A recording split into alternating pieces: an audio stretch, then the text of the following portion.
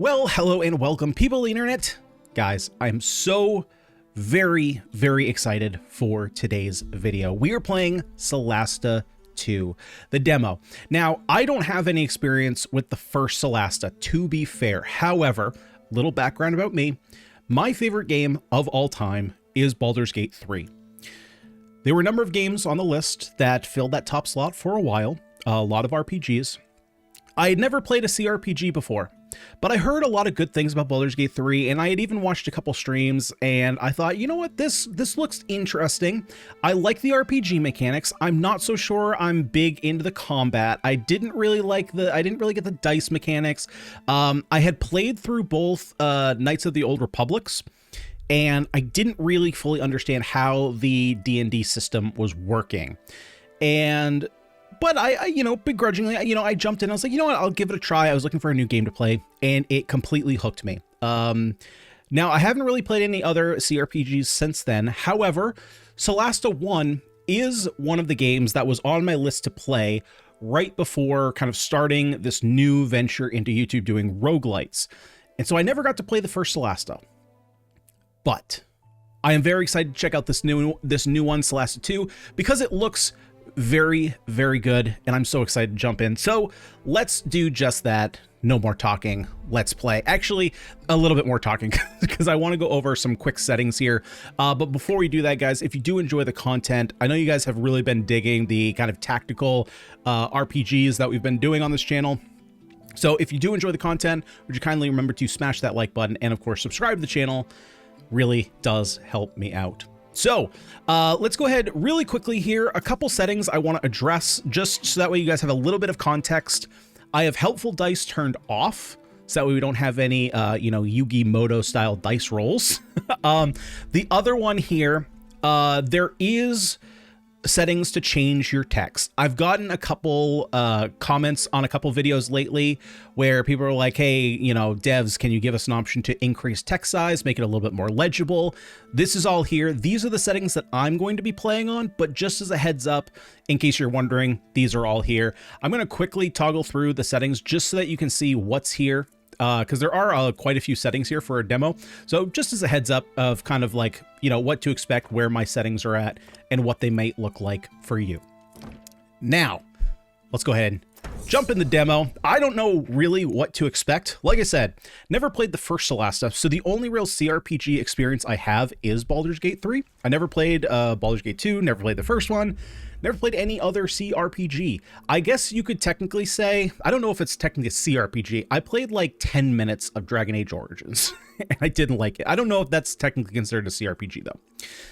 It is the year 1095 AC, and the Sorak threat ended long ago. 4 orphans who found refuge and friendship together were adopted, and now they share the Callwall name. That family name has brought them together for a quest on the mysterious continent of Neokos. During a series of adventures, they made their first friend, a young halfling named Ellie Sharpreef. They promised to visit her home, the village of Tor Wen. That day has now come. Period. So it seems like we're maybe jumping into the middle of the story here as opposed to right at the beginning. Finally, this is it. Tor Wen.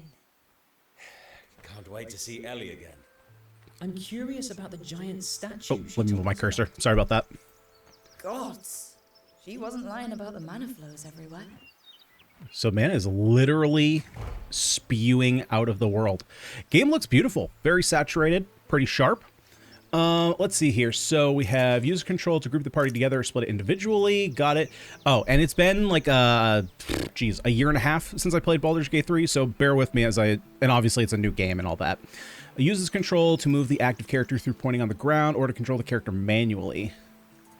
Oh, right. That's something I read about too. So there's actually WASD movement here, which is super cool. So if you don't like the click to move, which we're going to play on click to move, I think I'm going to see what it's like to play WASD for a little bit, but I might end up swapping it back since that feels a little bit more true to the game. We got Nut the Dwarf. All right, Nut. Switch your active wieldy configuration. It's a free action, so okay, there's probably an inventory here. Uses lantern power. Okay, we have our inventory. Let's see. New tutorial. Okay. Characters' inventories. Each party member has their own inventory, can carry a weight determined by their strength. Try to avoid being encumbered, which can significantly slow your character. Use tab to switch between your character's inventories. Managing items. The tabs at the top of the list filter the items by type. Okay, easy enough. Use right-click to display a menu of actions. Okay, very nice. You can perform. You can also equip. Understood. All right, so we have our experience. Okay, yeah, so we're jumping in kind of maybe, I don't know, maybe an hour or two into the game, it looks like. 28 hit points, our armor class. So if you're unfamiliar with armor class, right, you have to basically, whenever you roll your dice, roll a 20-sided die.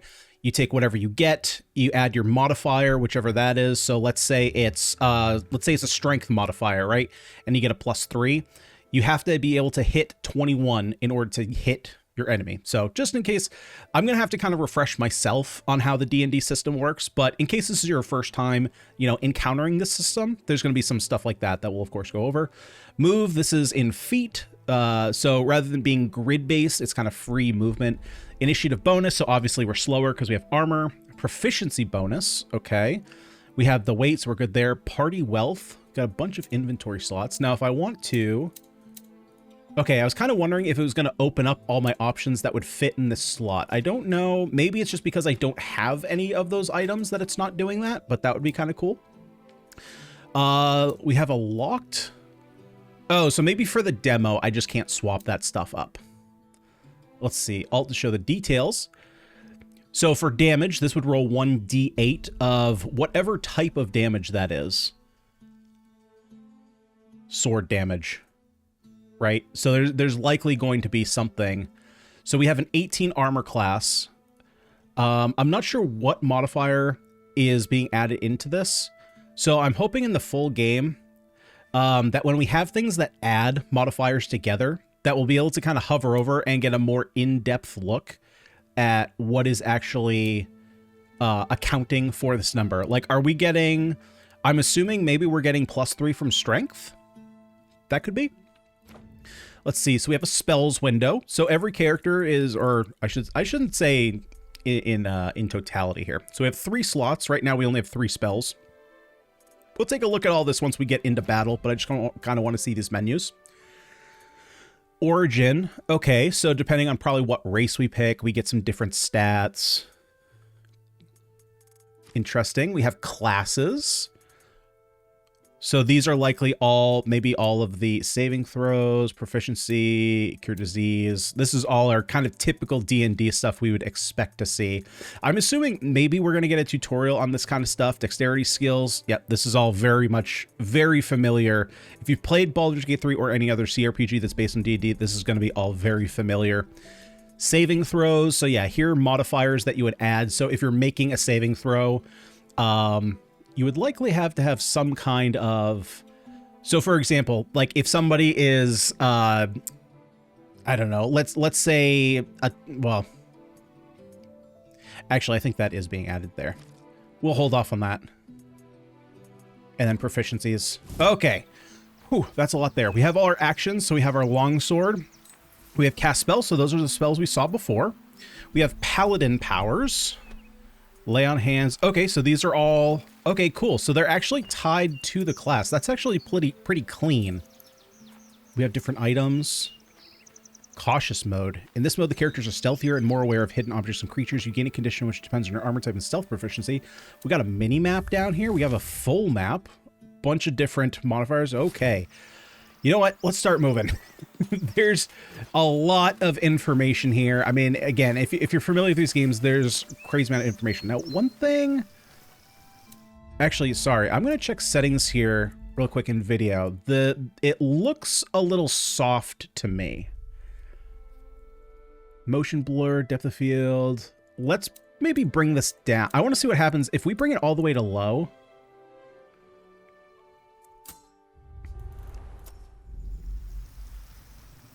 Yeah, I think that's better. I don't know if that's going to come across in the video or not because of YouTube compression, but there was almost like a, it's not haze, right? It's not blue or anything, but it looked a little soft.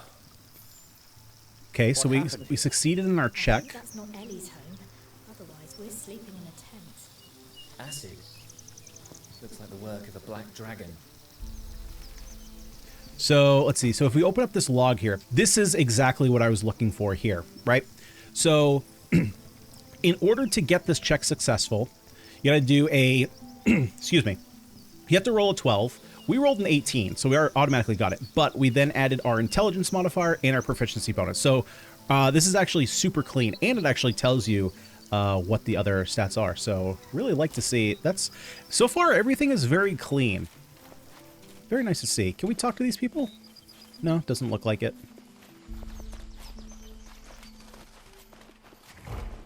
New objective, find a Comer's outpost. Well, we also have this, Ellie's invitation. Find Ellie and talk to her. Okay, that's easy enough. If you can do business here. Okay.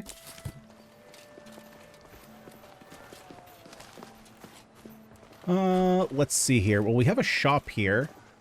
Is that what it is? That what it is? That's probably what I'm looking for. Or maybe it's this. Let's go in here first. let's open this up. Hello, adventurers. What's up, Ryan? Welcome to my humble shop. Not what I expected you to be named, to be fair. Merchant. Let's see. Unlike items and inventories, gold is shared within your party. When you buy or sell an item with one character, it affects the party's overall wealth. Item prices depend on your party's relation with the merchant's faction. They do not change when you switch characters. Okay, so we got a little bit of, yeah, managing moods, I guess. In the purchase and sell views, you can use the tabs at the top to filter items. Right-click to display a menu of actions. Yep, you can also use 2x to quickly buy or sell an item. If you sell an item by mistake, you can simply buy it back at the same price to do this. Okay, very nice. Yeah, the little history icon. Makes sense. We got some daggers, throwing daggers, shields, some ingredients, so there might be some crafting in here. Fishing nets, so maybe we can go fishing. What's lexicon? What does that do? I'm not sure what that does, to be completely honest. Okay, so maybe we're heading over here. It doesn't look like you can talk to anybody, though. Okay, we'll have to keep an eye out on that. It is an alpha, though, so it's actually a pre-alpha, so we got to take that into consideration here. Obviously, with it being voice acted, not everything is going to be voice acted right now. I've heard no news from a friend who's supposed to be delivering me some goods. Plus, no one's buying anything from me. Not even you. Or are you? You're right. We're not buying. Don't listen to our brother. He doesn't decide for all of us. Ugh. Oh, that's right. So because we're all brothers, I wonder if there's going to be an actual, like, avatar character that we can play. Or if we're going to be locked into these 4 characters. You've met Kelma, a member of the Comers, as a shopkeeper. She's under a lot of pressure as the business is not good right now. Could it have anything to do with the current troubles? So, is the only quest I have then... how else do I open up my... Well, can I open up the map and go to quests? Quest log. Okay, Q is the shortcut. Ah, okay, so this is a faction that we can track how good or not we're doing with them. Okay. Looking at a house destroyed by acid, you recognize the work of a black dragon. Oh, okay, so that's what we picked up there before. The street is blocked. Street is blocked. We need to find another way. Yeah, can't go that way. So we're likely going down there, but I just kind of want to check over here. So, like, one thing that I'm hoping is the case with this game, again, it's a pre-alpha, so I understand that a lot of the systems are not going to be in place at this time, but one of the things that's so great that I seem to recall, please correct me if I'm wrong, but I'm pretty sure in Baldur's Gate 3, and again, I'm going to compare a lot to Baldur's Gate 3 because that's the only comparison I have. There's obviously a lot of similarities here, but I seem to recall you could talk to basically everybody in the game. Now, right now, I'm clicking on this guy, can't do anything, but again, it's pre-alpha, so they're going to voice, you know, have all the lines voiced of the characters that you specifically need. They're not going to have a lot of, like, flavor stuff, so I'm not at all holding that against the game right now. Someone's pointing fingers. Oh, new tutorial. Party leader. The role of the leader. In Solasta 2, you control a single character at a time, and the rest of the party follows.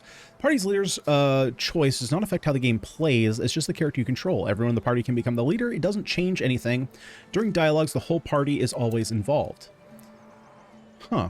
Okay, so I wonder if is there actually any reason that you would need to switch?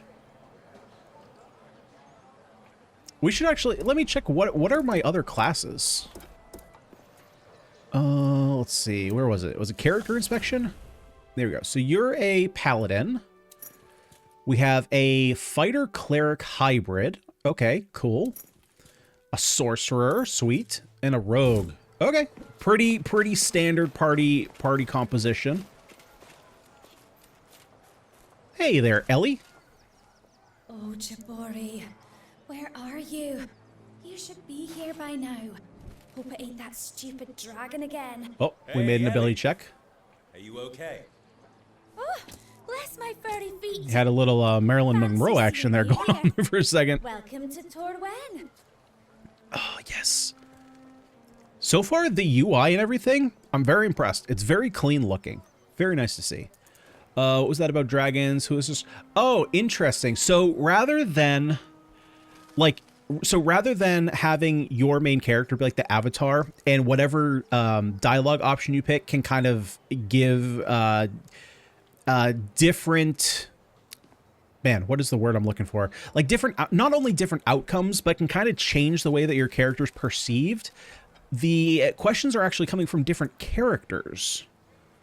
So because, oh, interesting. So because we got the insight check, we can actually do this. So let's ask, you look What's worried. the problem? You look worried. You know you can tell us anything. I've got a bad feeling. Something's gone terribly wrong and I'm not allowed to do anything. Mayor Badnotch restricted everybody's movements. I feel like a naughty child who's been grounded. They did what? I know. It's embarrassing. I'm not allowed to leave the village, except to go fishing. The mayor says it's not safe. Always overreacting. Who is this Jabori? Who's this Jabori you're so worried about? Oh, he's an old sickless. Lives down bottom of the cliffs in a little house. Likes to pretend he's younger than his years. Doesn't fool me.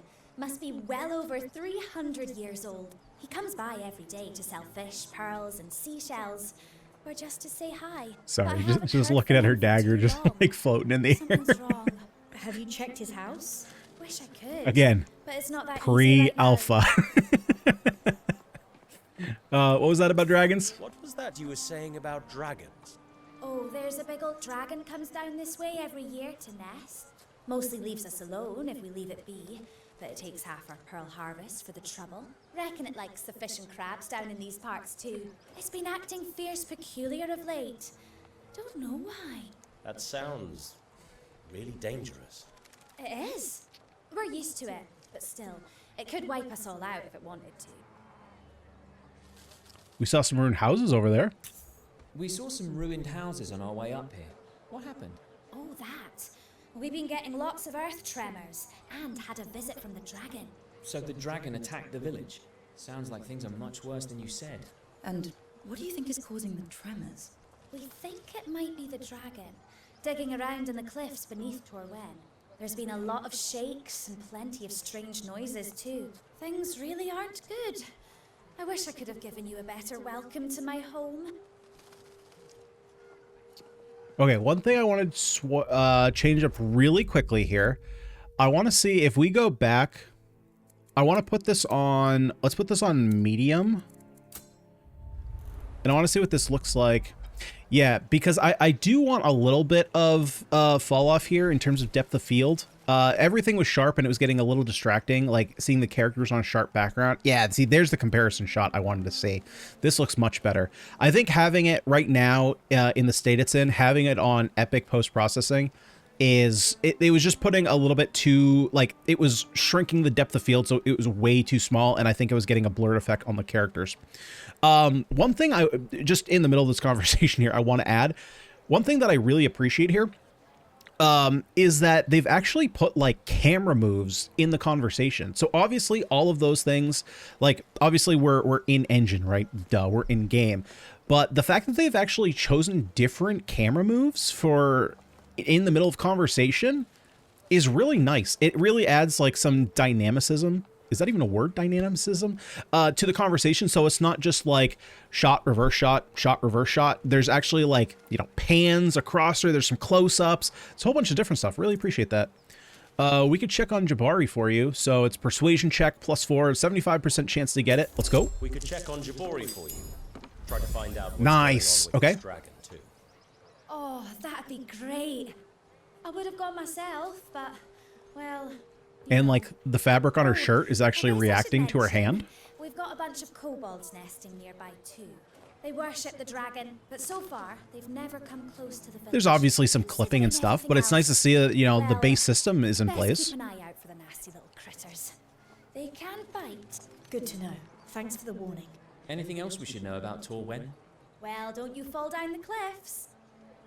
Before you go, you can meet the mayor if you like. Actually, it'd be nice if she knew that I invited you. I mean, especially if you can help us. Sure. Well, we'll see you later, Ellie. Stay safe. Cool. As our first intro to the conversation system, I have nothing to say about that. That was great. Loved it. Okay, so solve Torwen's problems. Explore the shore. Let's open up our... Oh, so, okay, so I have to open up the map, then hit Q. I can't just hit Q from there. Where's Jabori? Explore the shore. She's worried about a friend. But don't I have to solve Torwen's problems? Let's see. Looking at a house, trip at acid, a couple of caravans. You found Ellie at the top, worried about a friend, Jabori. Okay, so we're going to go do that first.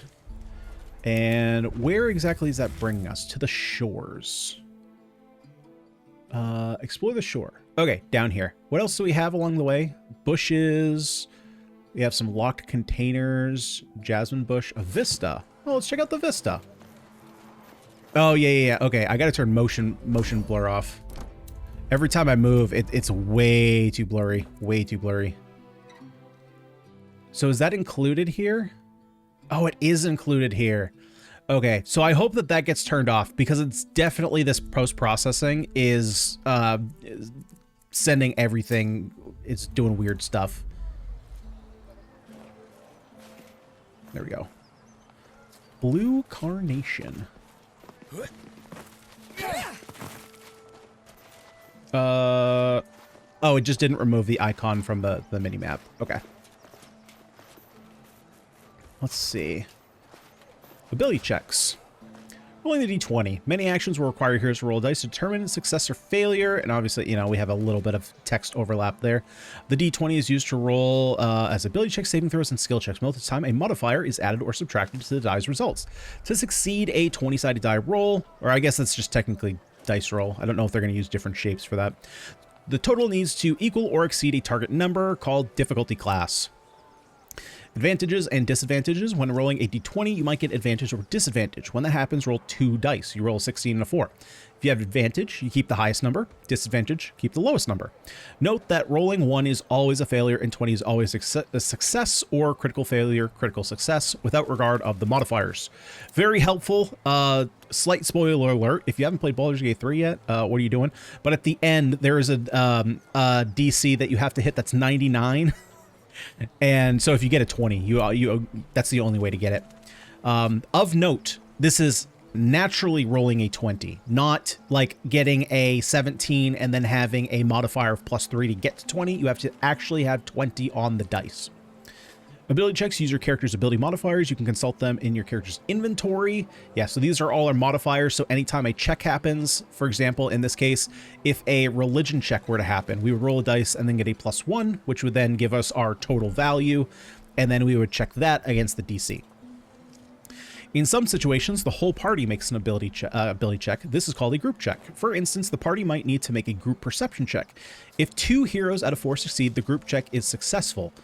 Okay, so for example, if we walked into an ancient crypt, and that crypt had a curse on it that was disguising the visuals, kind of like in Infinity War, right? When Thanos uses the Reality Stone and hides the fact that he's burnt nowhere down to a crisp when he gets the Reality Stone from the Collector. If our group went into that, we're the Guardians of the Galaxy, we go in there, half our party rolls we pass the DC, then it's like, oh, we know that the reality stone is being used. That goes away. We see it's all burning. In the movie's case, they failed that. And so they did not know the reality stone was being used. That's kind of a way that you can think about that. Okay. Oh, nice. There's a little dot so we can kind of see where it is. Now, can we lockpick it? Oh, very nice. So we succeeded. There's DC of 10. We rolled 19, but we have -1. So I should probably switch over. Ah, that is why we need different party leaders. Okay, so let's take that. Historic Fort map. Huh. So what does that do? Let's see here. So do I have I for inventory? Perfect. Oh, maybe oh, this is probably just a junk item. We can probably just sell it. So there's another one in here, but it looks like this is already open. We have some food rations, and we have a Brooch of the Fleet, 1d4 to initiative. Now, what slot would that go in? We can equip. That would go, okay, over here to like the jewelry. So let's actually put that on our paladin, because I'm assuming everyone, what do you have? You have a -1 initiative bonus. What about everybody else? +0, +2. Yeah, you already have a +3. So I think I'm going to allow our paladin to get a little bit more speed to him.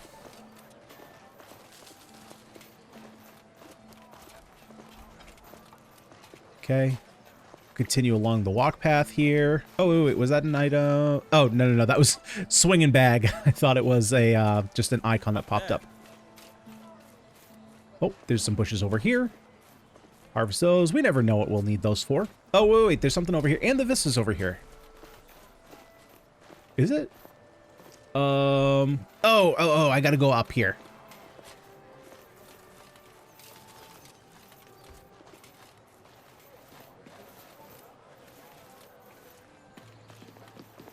Almost there. Nice. We'll go ahead and harvest this. How far can we see this way? Oh, nice. Oh, we could. Oh my God. Okay. I didn't expect to be able to zoom all the way down. Oh, that's cool. So we can actually see everything around here. I'm not used to that. Baldur's Gate 3, you were locked into this unless you modded your game, which at the point that that mod came out, I wasn't playing it, or I wasn't playing anymore. Oh, we got these giant stone hands up there. There's mana flowing from everywhere.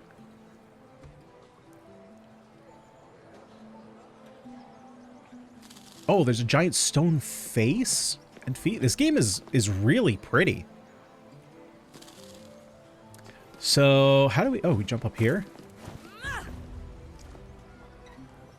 Whoa, look at all those statues. Oh, there's broken hands and faces everywhere. Floating rocks. That's cool. All right. Let's make our way on. Let's continue on. I'm sorry. God, you know, it's funny. We've only been playing for half an hour. I literally feel like I'm back in playing Baldur's Gate 3, which is so great. Now, I will say, I'm going to put a little stamp of a caveat here. A big selling point of Baldur's Gate 3 is the characters. So, we have yet to see if the characters are going to be as likable as those, because that's a big deal. But in terms of... Wait, why can't I... Oh, there we go. Just a little bit of weird targeting there. Ooh, what do we have here? Fishing notes. Probably something that we can just sell. Arrows. I guess... Let's see. So do I have to equip arrows? Let's take a look there. We have a bow. Ah, we do. Okay.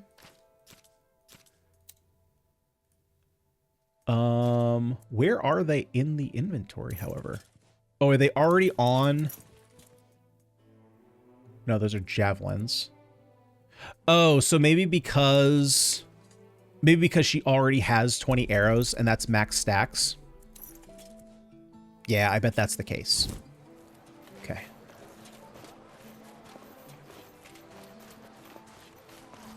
But yeah, just... Oh. Whoa. Hold on to something. This can't be natural. Holy... God dang, that's so deep. Yeah... like, just in terms of general world feel, so far, I feel like they're. I mean, I'm in it. I'm locked in. When's the game come out? I'm a little upset now. It says pre-alpha. I'm assuming it's not for a while. Hope none of you are afraid of heights.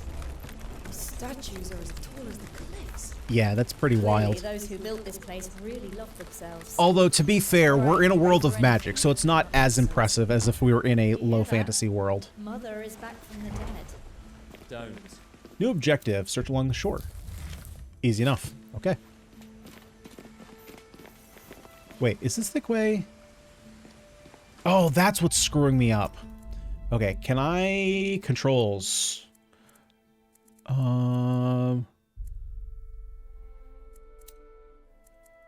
Okay, so there's no key controls yet. What's screwing me up is that this is Q, this is E. And if you think about it, I want it the other way. So I want the camera to swing around this way when I hit E, this way when I hit Q. But I can't, so you're going to see that quite often where I swing one way. I'm like, that's not the direction I want to go. Let's see, is there anything? Oh, we just climbed down from here. Okay. I thought I was actually going to be climbing down from over in this direction. Oh, God, okay. That was loud. Oh, that's the dragon. Something massive. Swimming under the bridge. Is he gonna keep going? Oh, there he is. Oh, that's so cool. Okay, let's harvest.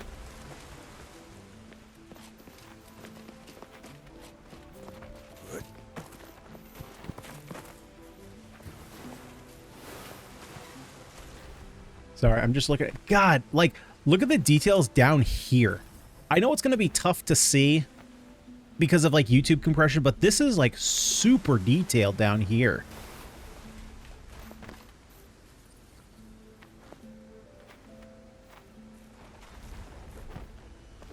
Okay, sorry. Let's keep going. I'm sorry. It's not every day that I get to feel like it's Christmas.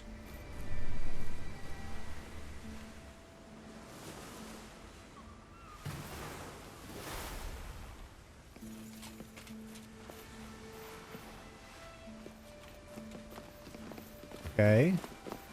Looks abandoned. We can probably take a quick look inside. Ooh, perception check. This has clearly not been used Quest in a updated. while. You reached the villager shed on the shore and saw the damage caused by recent shakes. No, look. The roof has been damaged by falling rocks. Get some more rations, more arrows, and a fishing net. Looks like you've been doing that all your life. Oh, I can vault over. Okay, so there's a couple different ways of getting in and out. Encumbrance. The more party member carries in their inventory, the more their encumbrance rises. There are 2 encumbrance thresholds. When you go over these thresholds, penalties are applied. The character slowed in combat, minus 10 feet. Oh, God. Okay. So am I encumbered right now? Hopefully not. Character slowed in combat and has disadvantage on attack rolls, ability checks, and saves that use strength. Okay. So, am I currently... Oh, that's what... I figured it out. It's not party inventory. Yeah, so I would have to send these to someone else. Huh. Okay. I'm not... Now, hang with me here. There might be an option for this. I don't see one yet, but I'm gonna be honest. One of the things that I'm really gonna miss if they don't add it from Baldur's Gate 3 is a party window. So I'm totally fine with this. I just hope that there's a tab or a an option that, like, while I'm in this menu, that I can toggle between this mode and then a party view mode that maybe doesn't, maybe it, well, no, you can still have this underneath, but you have like party member 1, party member 2, party member 3, party member 4, their equipment, and then their inventories. So that way you can manage their inventories a bit easier than this. Because I think this sending to characters, swapping back and forth and seeing all the inventory they have, I think is going to get a little complicated. So I'm hoping that there is a way that they, for visual implementation, that I can see everybody's inventory at the same time. Ooh, longsword +1. Nice. So +1 to hit, but also +1 to damage. Handling is versatile. Oh, okay, so it probably means that whatever class you are has to maybe have some versatility to it. And of course, we're encumbered now. So can I swap from here?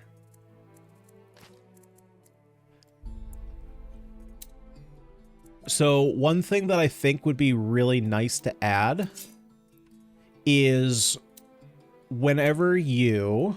Hang on, I just want to make sure that this isn't already in the game. Doesn't look like it. So whenever you click, maybe it's a double click, maybe it's a single click. Actually, it doesn't look like it does anything to single click. So once you single click, like you could get a window that shows all of the weapon, like everything that would fit in this slot. Maybe it shows up in like a menu right here. So that way you can click it and then compare like to each of your weapons. Because as it is right now, if I click it, like it doesn't show up here either. And it could just show up here. That would be totally fine. But just a way to like clearly, like if I want to look at all my helmets on this character, click helmet and then all of my helmets show up. And then I literally just did that just through muscle memory. I swear I wasn't intending to do that. So let's go ahead and equip this. This we're going to have to just send to someone else. Let's just send it to Daisy. I think that's our rogue, right? Longsword, we can send to her as well. Yeah, it is. Obviously, she's not going to use it. +2 to armor class. Okay, so that's the same thing here. Oh, you have a Morning Star. Can I move you around? No, I can't, like, spin you around and take a look at you. That's fine. Oh,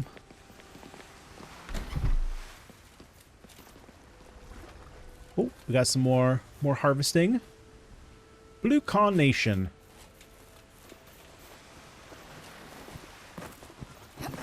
I wonder if there's going to be things like that are more agility check based. Because like right now, all of the drops, all of the like all the agility stuff we've done, at least it hasn't been showing any kind of checks. And so I'm wondering if there's going to be more difficult feats of agility that you have to pass a certain DC, or else maybe you take like a small penalty. It's not as detailed as typical sick class buildings, but We should check it out, see if we can find him. Maybe he could tell us more about the tremors. There's a little bit of a defensive wall there. Explore the stone house. Very well, good sir. We shall do just that. That was a heck of a jump with all your armor. Good lord. Oh, more Dargans. More Dargans. There's no way I can jump up here, right? Okay, that's what I figured. Wait, so how do I get up there? Maybe I have to come from this direction. Look at those crabs. There's food for a week in one of those pincers. there goes the free meal. Little cowards. Now of note, this is something that will probably get fixed, but the voice lines that we're speaking and the voice lines that are happening like when they jump around are very much unbalanced. The ones that they're jumping around are much louder than the actual voice lines. And I have their voice level at 100%. Okay, so this is going to start a battle. So let's go ahead and separate our squad. Let's put our sorcerer. Ew. They Let's were go. eating a kobold. Don't judge before you Wait, where did they go?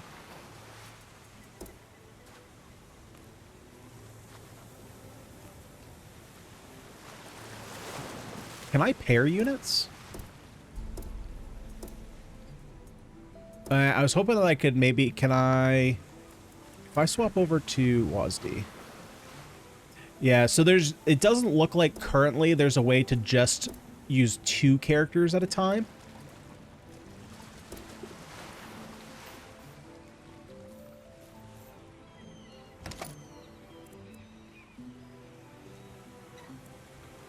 Explosive Pearl.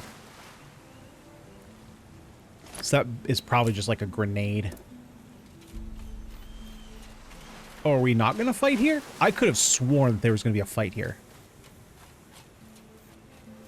Okay. Group up, team. Ah, there they are. There they are. Okay, well now there's nowhere to get high ground. Yeah, battle start. There we go. Okay, so we rolled initiative. We're in order, so you can take a look here. So like our initiative was 18, and then we have a +2, right? So because we were at -1, but then we rolled a +2, or wait, how would that work? Wait, how does that work? We rolled initiative. How do we roll a +20? Because we have initiative.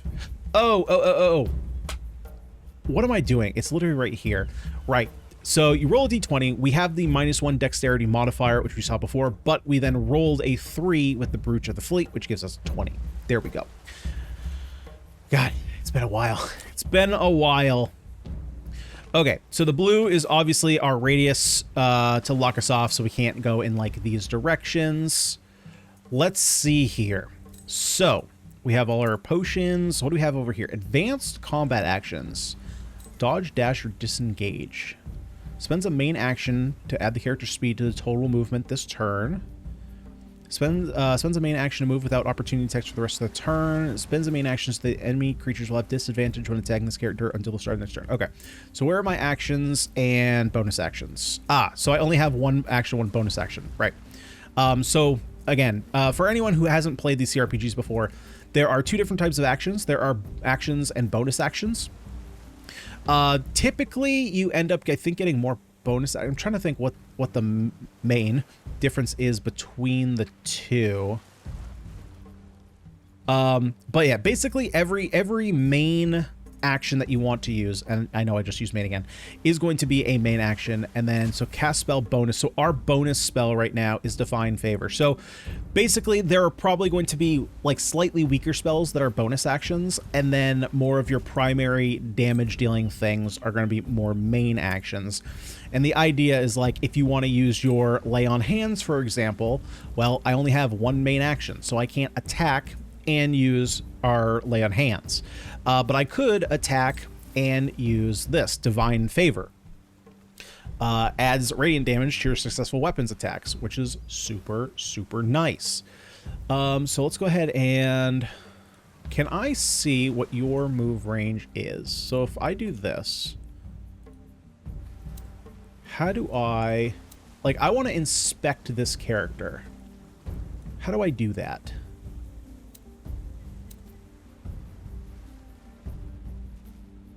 I guess the yellow... Well, is the yellow his range? No, yellow is where you can move. But how do I preview where you can move? There's got to be something I'm missing here.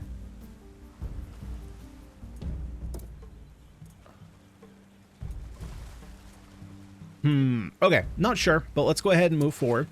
Oh, so you know what? It is actually grid-based. Okay, I misspoke earlier. I was kind of thinking it wouldn't be, but it's clearly lined up to be that. We have cast spells. So what else? We have a million spells here we have to read. Prevents the target from being frightened and granted temporary hit points equal to your spell casting ability modifier at the start of each of its turns. +1 target per spell over the slot of level 1. So right now we have 3 level 1 spell uses. So another thing, I'm assuming that there is a rest mechanic in this game. So you have a limited number of spell slots per day. And now what that means, so like we have 15, it looks like we could use this. So this would use perhaps 5 of our 15 points. That's a new mechanic that I'm not used to. So basically we're going to have different types of spells. So like these are going to be pretty weak spells. Eventually we'll probably get level 2 spells, level 3 spells, level 4 spells, and then all the way up to whatever the maximum is. As you level up, you're going to get more uses of those spells. So basically right now we have 3 level 1 spells until we rest. So that means until you rest, you can only use these 3 total times.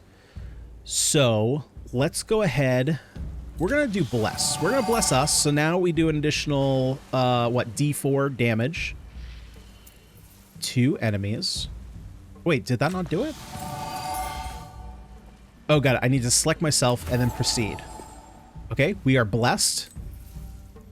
We cannot do that. Oh, that's also a level 1 spell. Okay, so level 1 spells are also bonus actions. And now we can end our turn. We can move over to our fighter. Let's obviously move up because we want her to be in the front. We can set favorite spells. That's nice, so we don't have to go through the menu each time. Stabilizes a dying target. We have Sacred Flame. And if I remember anything from Baldur's Gate 3, Sacred Flame, not that good. No, it's fine. But just the way that the there was a slight difference between here and the base fire spell.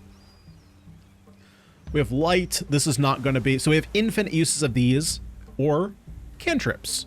Cantrips are basically like the weakest versions of spells, but you can use them an infinite amount of times. So can I actually... So we can actually do this. So let's take a look at all this. So we have distance of 60 feet. It's a cantrip. Target save modifier. So we have to hit a 12%. We get a +2 dexterity modifier. But what are we... Okay, so it's +2 versus DC 12. But we have a 45% chance? Wouldn't we have a higher percent chance than that? Because anything higher than 10 is a win?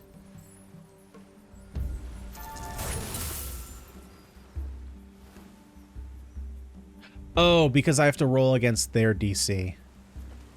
And that's the issue. So that's why yeah. That's why I remember that being the case. On your let's see. On your turn you can take one additional action on top of your regular action. Free activation, duration 1 round. How many times do I get this? Well, I guess we'll use the action surge. Restore health. Let's see, shield of faith. I mean, all these things are D&D spells, so you're going to be familiar with these if you've played. Like, I remember Guiding Bolt. Yeah, so these are all things that I'm used to seeing. It's just in very different forms, and obviously it's been a little while. So Guiding Bolt is going to be a little bit stronger. Hopefully we can hit it, please. Another miss? Oh. Oh, well, I just rolled a miss. Okay. That was just a visual representation. You are very far behind. Let's see, what do you have? Oh, I maybe should have just dashed. Can I undo? I don't see any kind of undo right now.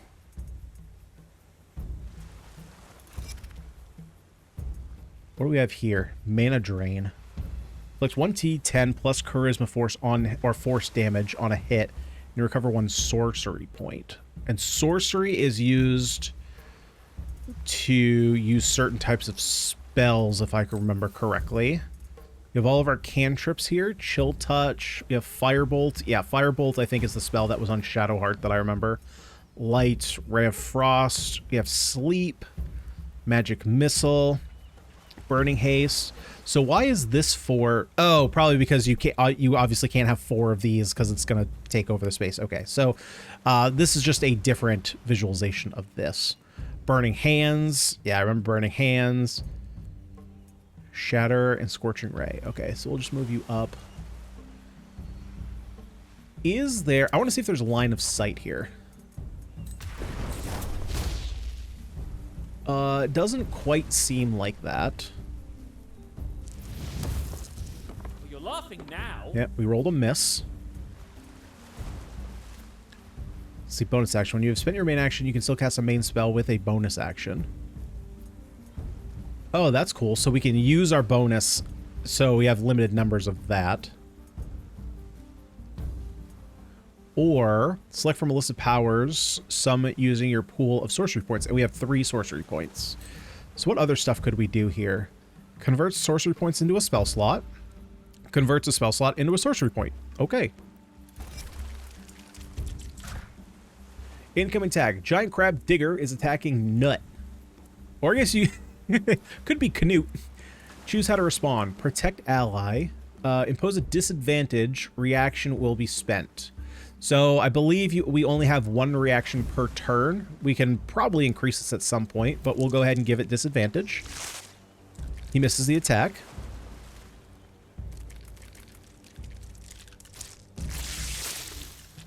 You miss as well. Wait, are there 2 more crabs somewhere? They were in the water behind me. Those oh, they're way back there. Okay, they're not gonna get to me for quite a while.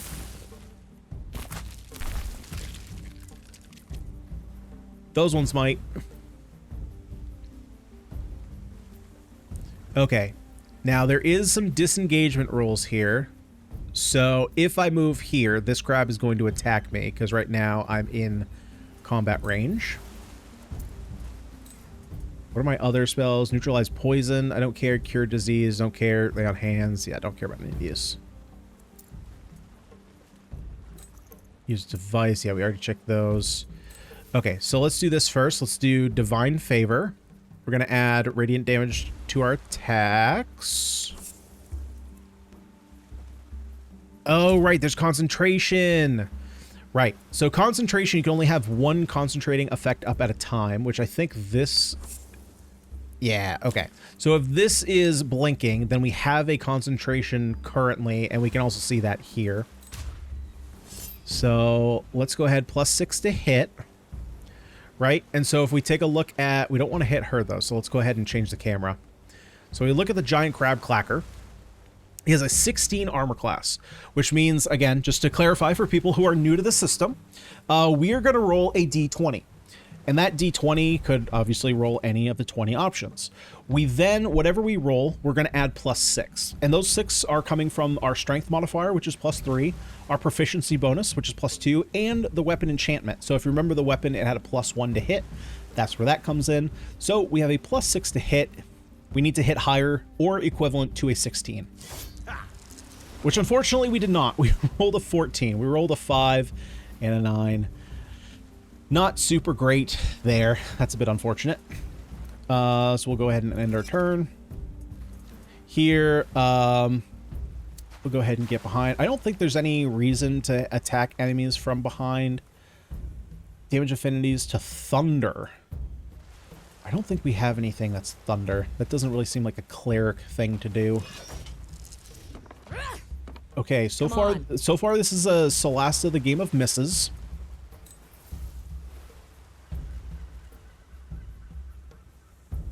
Let's put Shield of Faith on here, so that way we're a little bit harder to hit.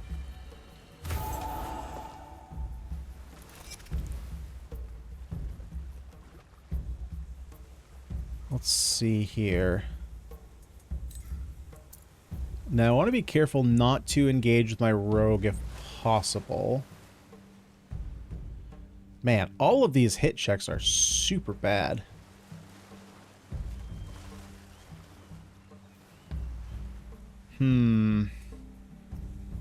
Spend a bonus action to take the dash. Ooh, or disengage.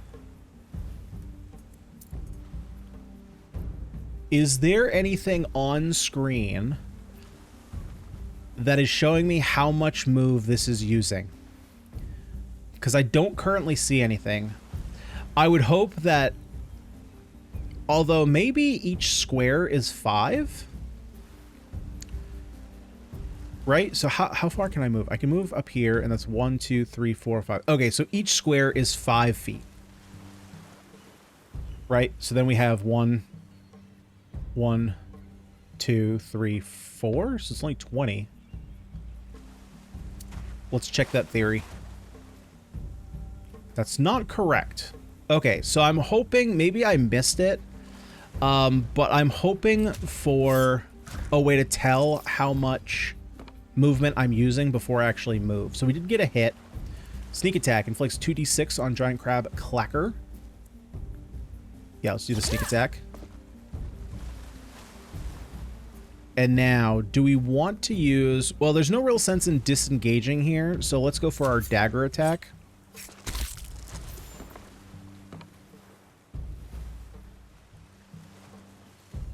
And so now it's not going to let us move. Now we can't move at all, even though we have 2 movement. Okay. Again, some of these systems, I'm going to have to kind of remind myself exactly how they're working. Oh, shoot. I didn't see this guy over here. Frick! We don't have any lightning, do we?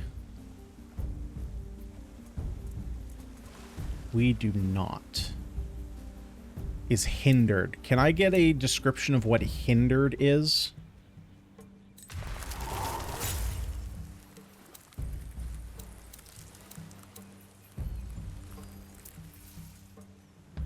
Because I can't, like, click on this and then hover over there. It's minus move. I just don't know how much.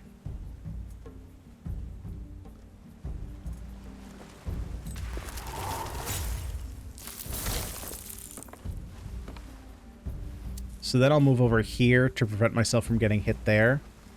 Then let's go ahead and do Quicken Spell.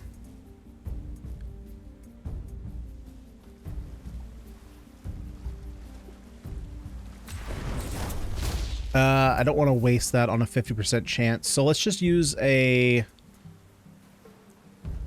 What does the most damage? Firebolt potentially does the most damage. But do you resist fire?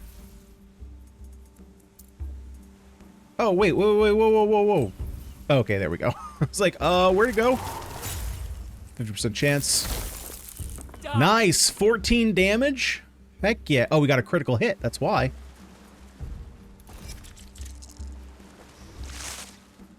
Way to go. Nice miss. That was not even remotely close.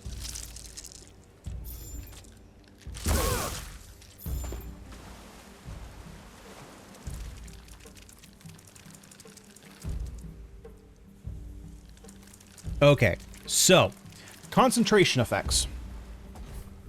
Concentration effects, you can only keep one active at a time. However, the downside to them is that whenever you get attacked, you then have to roll. So you have to roll a DC in order to keep it active. And if you get that, if you succeed, you keep whatever spell. But if you don't succeed, whatever spell you're currently concentrating on, you lose. So it looks like that's not a disengage. Right? So likely we would have to leave. Yeah, we would have to leave. So every square around this is a disengagement zone.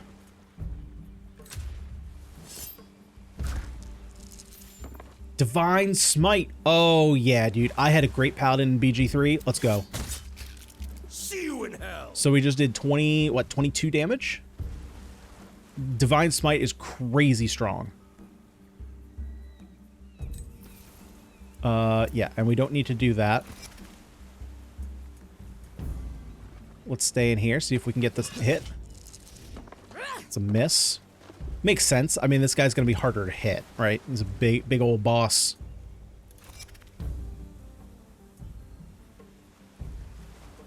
I am actually... So let's go ahead and spend our bonus point here to disengage. And we're going to try and go after this guy.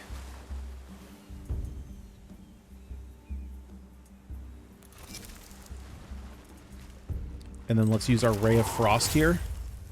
Ooh, minus 20. Why? Why do we have a minus... Why do we have a 25? Oh, because... Wait, we're at disadvantage. Why are we at disadvantage?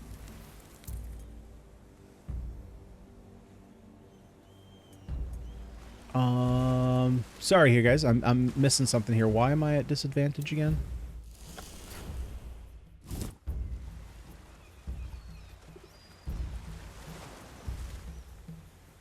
Is it because I am in melee range and I'm a range class?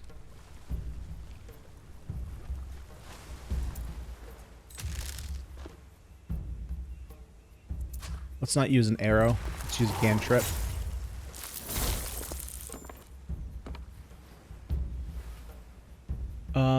Let's see here. With disadvantage, does it say why I have disadvantage? Ah, it does.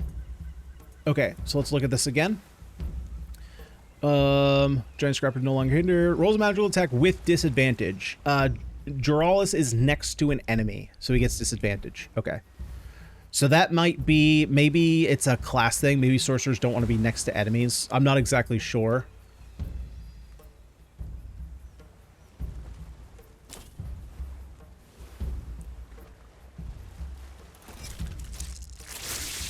Critical failure. Haha, idiot. Okay, that's fine. You can keep leaving.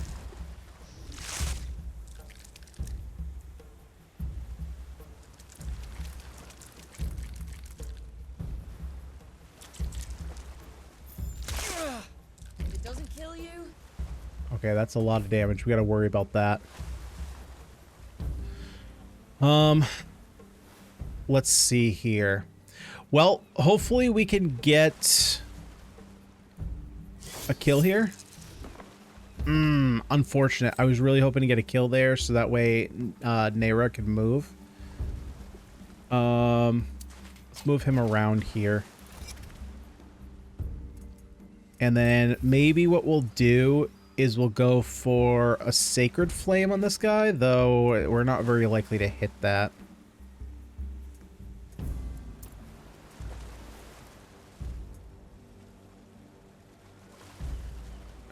Second wind is only to myself.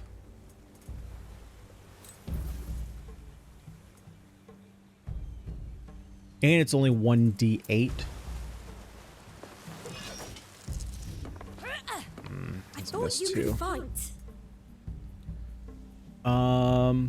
Let's go ahead and second wind here.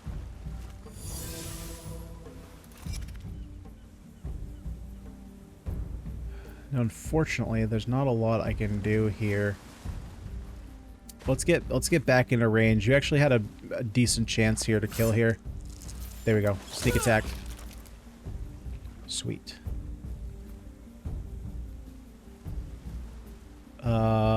To validate dash.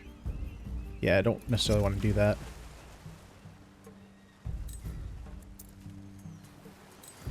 So let's go ahead and disengage.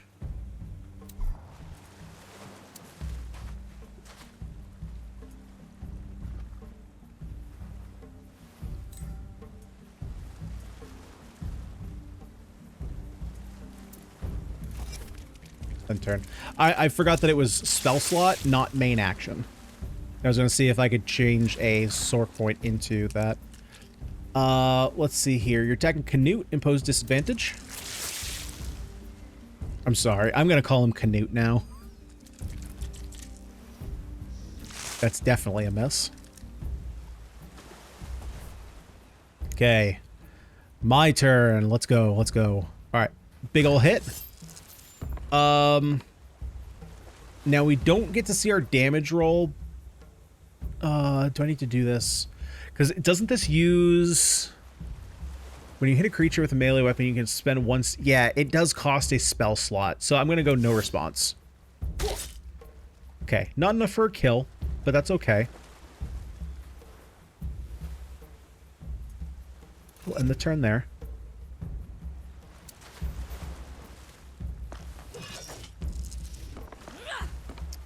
God dang, man.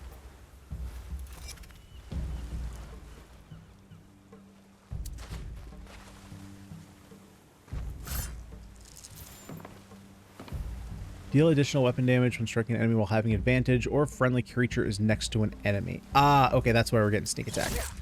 Now, that does not use... That doesn't use any kind of main action or bonus action. One thing that... So I don't currently see it now, but I'm wondering if it's going to be included at some point, is I remember in BG3, there was an option for some abilities like that you basically always want active. You can just automatically check it. So if you have a sneak attack, it just automatically does it, and you don't have to trigger that every single time. Can I reach this? I guess maybe this yellow is my hit range? No. I rolled a failure anyway.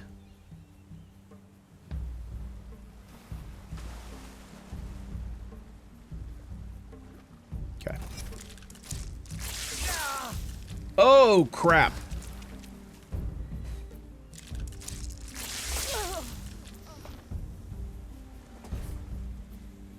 Okay, so what do we have here? Dying is unconscious and rolls a d20 a death saving throw every turn. On the third success, this creature is stabilized. It doesn't make death saving throws anymore. On the third failure... Sorry. On the third failure, it's dead. Can't move apart from crawling until it stands up. Has disadvantage on attack rolls. And then this just keeps in check how many you have. So we can move. Let's see. Unfortunately, I can't get into attack range here.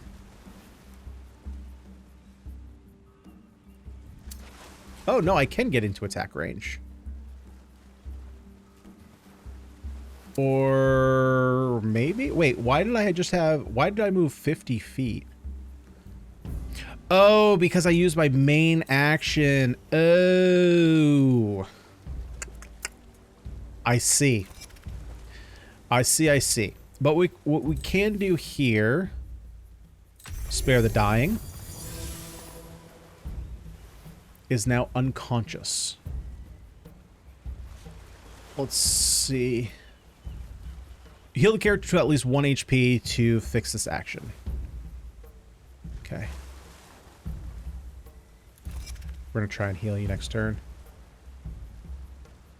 We're gonna go up and around this way. And actually, let's...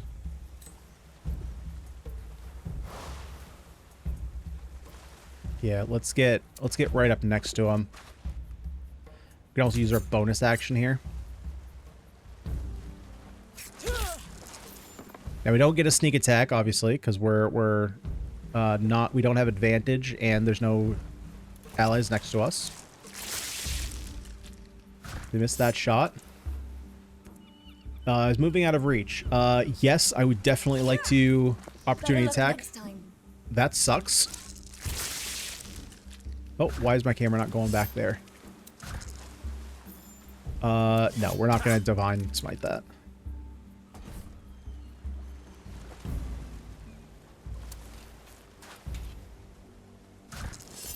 You know what? Screw it. Kill it.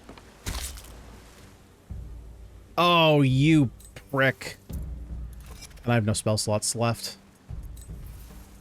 Do I have a healing spell? I probably do, but yeah, I have Cure Wounds.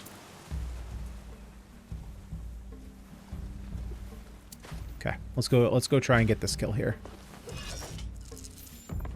Finally. There we go. Let's get it out of here. Ooh, okay, one thing I would also change, I didn't try it until right now. Spacebar ends the turn, but I would very much like it if it's a hold to end the turn, not a press.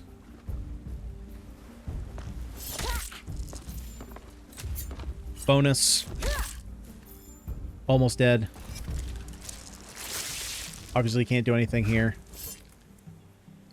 They're trying to move. So for some reason, whenever we go to an unconscious enemy, the camera does not reposition to the new enemy. There we go. Victory! Aha, there's an opening here. But... Ooh, okay, so we need a healing potion. Please tell me I can click on someone and this isn't just gonna automatically use it.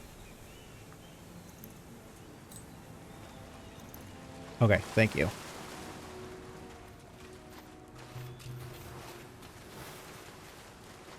Oh, I don't think I can collect that. Maybe yet? Maybe there's a way to collect it at some point. Now, I don't know how to rest. I'm assuming... Oh, up here? Short rest. Following features will be... So, during a short... Okay, so... Class actions, like the action surge we use in Second Wind, those will be reset. Now remembering, those will be reset on short rests. In order to reset your spell slots, you have to take a full rest. But I believe this should also heal some HP. Restore hit points.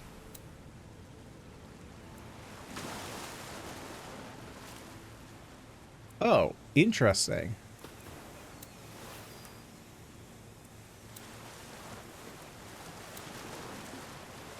I am not familiar with this system.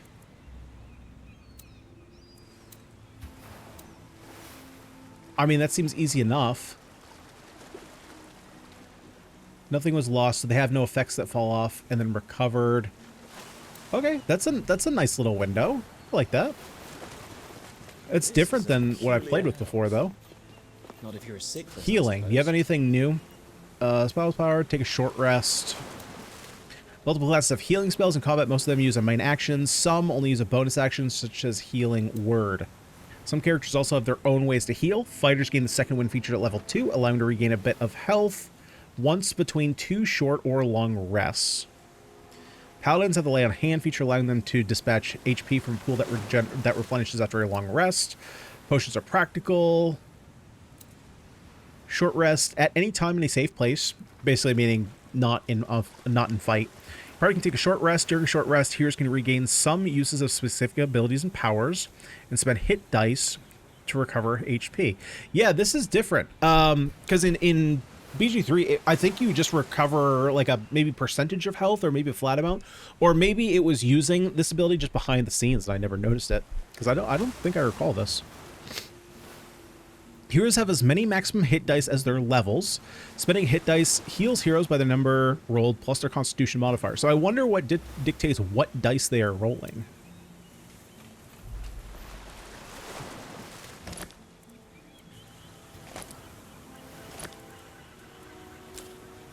Okay.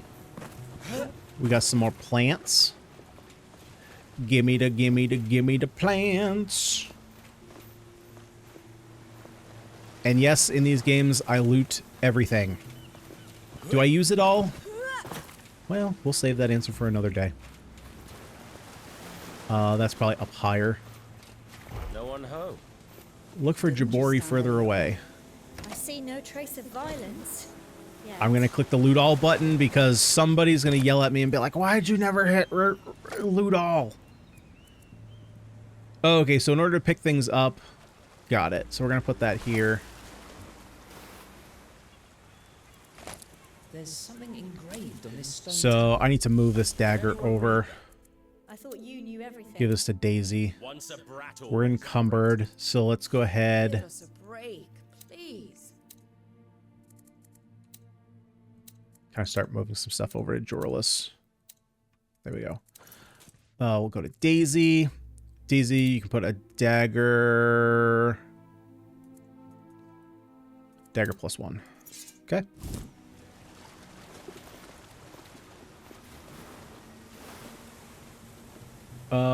I can't go up the stairs. Where can I go? Jabori further away. Ah, got it. Okay, so we got to continue down the shoreline.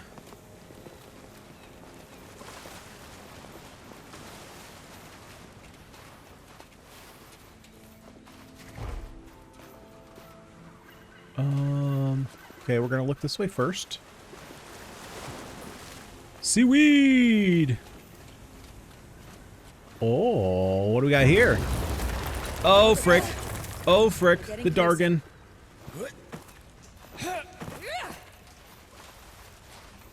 Is there anything actually up here? No. Okay, so we are intended to go... Sorry, my camera moved. My muscle memory is completely flip-flopped. I apologize for that.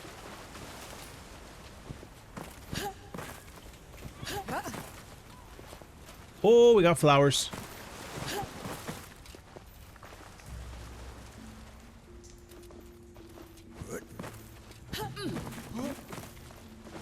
Oh, one thing. Okay, so one thing that is changed. So in BG3, what I remember, and now that I'm remembering, which makes this a lot cleaner, there were a number of movement actions that were basically tied to your kind of action bar like this. So like jump, open doors, push, all of these kinds of like mechanical things. And so I remember that you would have to like select jump, choose your target, and then depending on the height.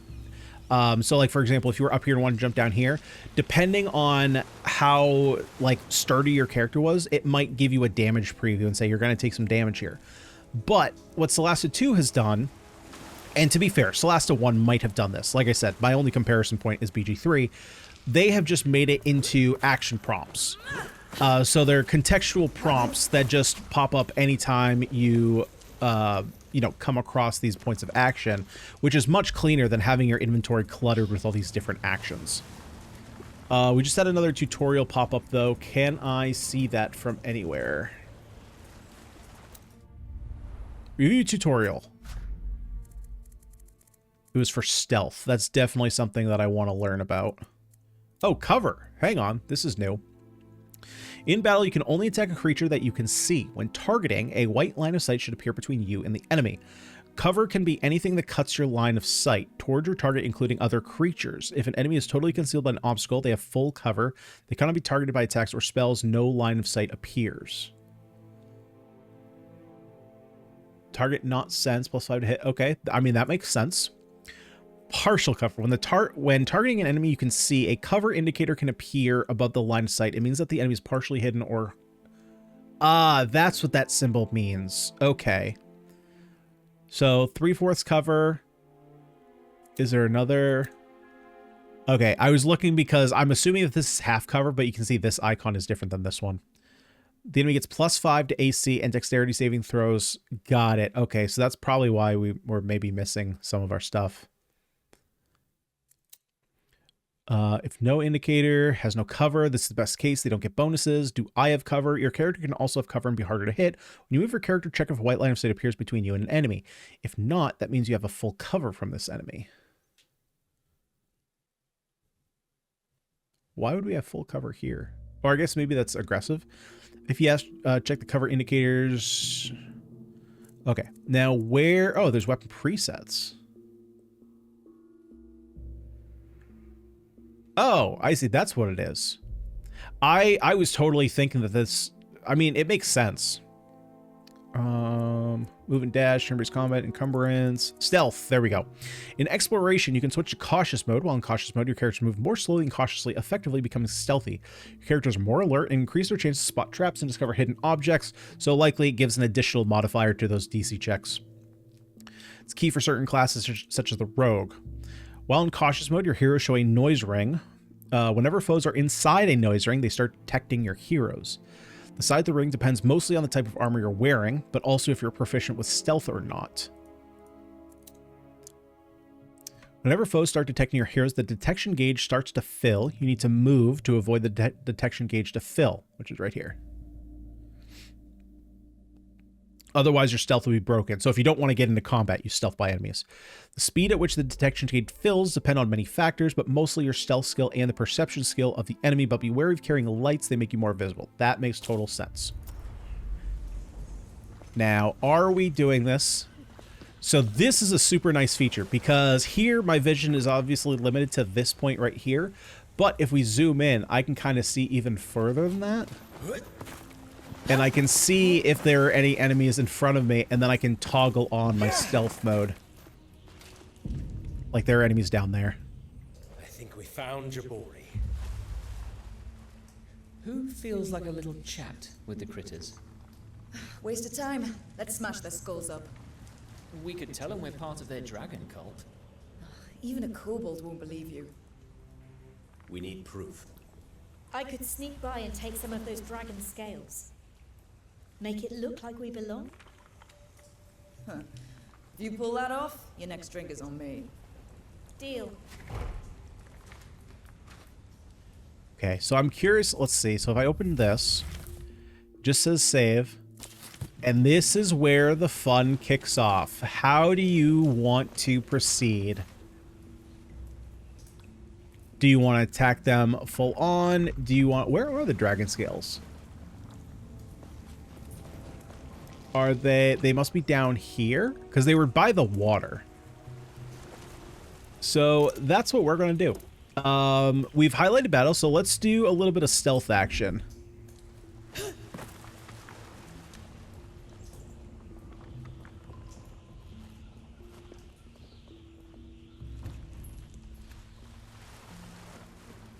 So I'm pretty sure it's got to be over here with the glowing, right? And this is kind of cool. Oh, they're literally right here in front of me. Good to go. All right, people. Let's do this. Is there anything I can do back here? This is kind of cool. It adds kind of an action, like an action element to a CRPG. I know it's technically the same. Like you could do this with just point and click, but it just gives it a little bit of a different feel to it.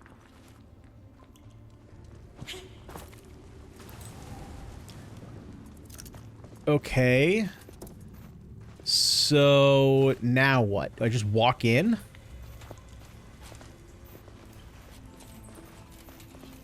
Okay.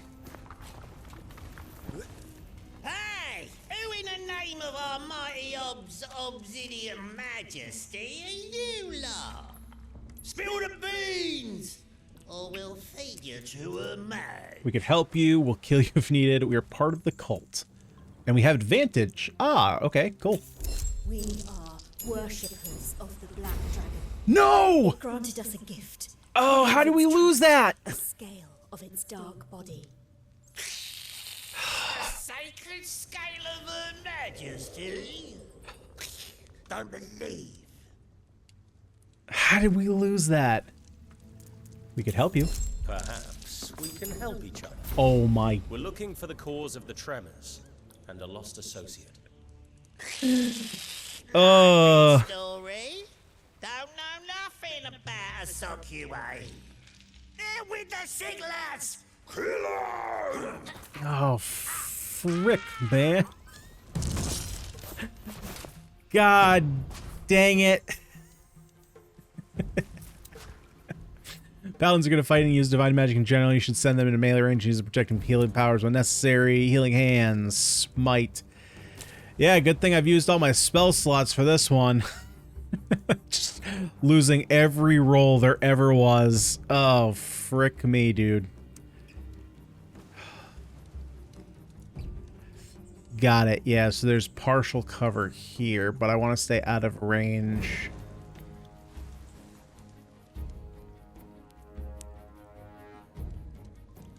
Okay, let's go take on this one. Oh, shoot. Yeah, that's fine.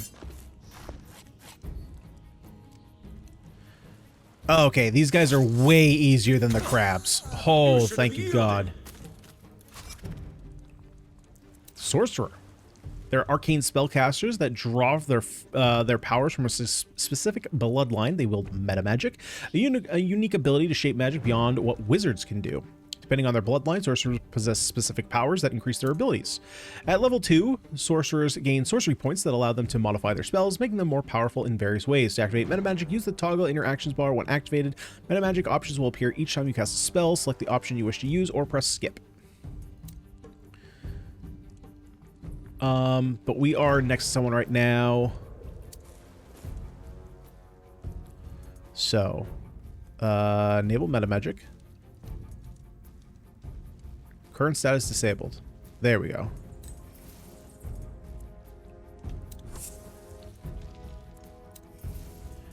Now, how do I use metamagic? For each spell you select a cast.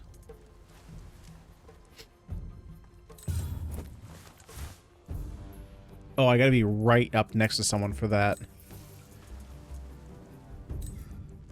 Ah, here we go. Okay. Doubles the range of a spell or change the range of a touch spell to 30 feet. Ooh, okay, so let's do that. So can I do mana drain? Oh, but it looks like this is attack, so it's not going to work on this. It's a melee hit. Okay. Ooh, let's do magic missile. All damage rolls of 1 to 2 are re-rolled. And just make sure we can roll higher. That is 1d4. So if we roll a 1 or a 2, this is going to bring it up to a 3 or 4. So let's do that. Empowered spell.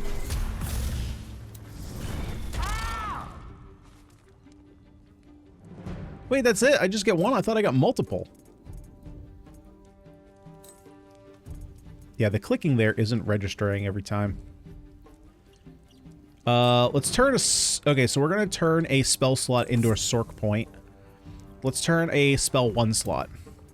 Now, one other thing that... let's see. So, can I show you from here? No, because I'm the rogue right now. Oh, God. He looks tough. Okay, let's move over here. Let's try and get a kill here. Nice. And let's disengage.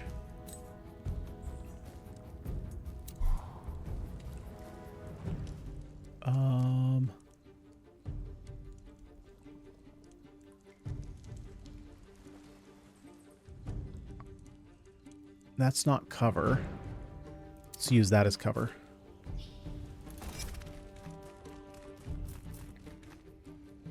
Man, these combat maps are huge.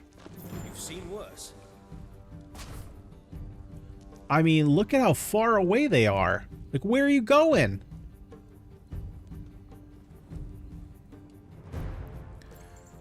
Okay. This is terrifying. How are we actually going to take care of this? Oh my god, this is just game of misses.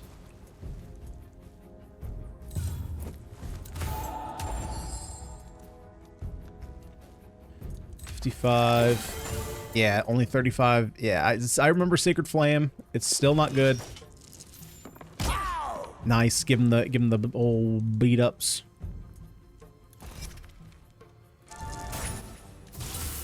Well, at least a lot of these guys are super far away, so we don't really have to worry about them.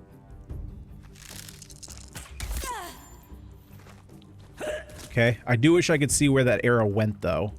So the camera targeting is a little weird, is a little wonky.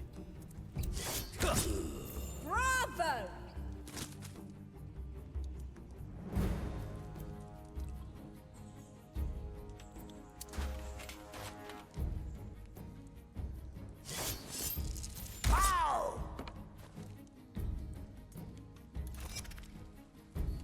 Okay, let's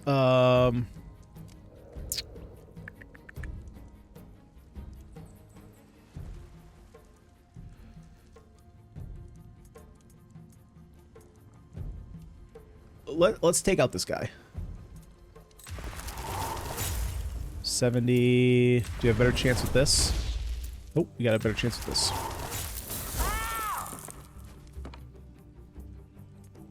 Well, that's not great. And I can't turn these into other actions, so unfortunately we're left there.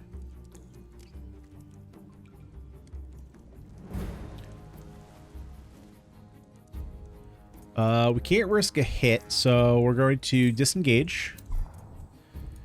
And then we can use our bonus action to attack this guy. Nice, there we go. That was mine.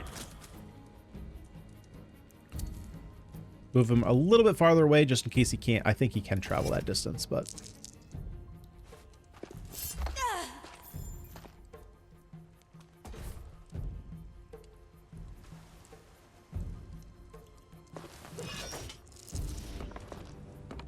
yeah, that's a miss. Okay, we'll second wind here. I owe you one.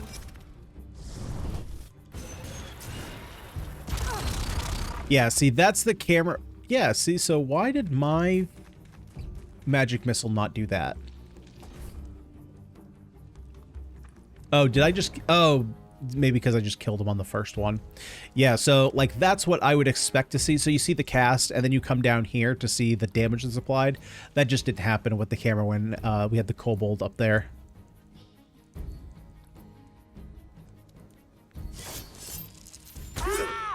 Nice. And we turn. I don't know what you're doing all the way back there. Super dark back there. What the frick?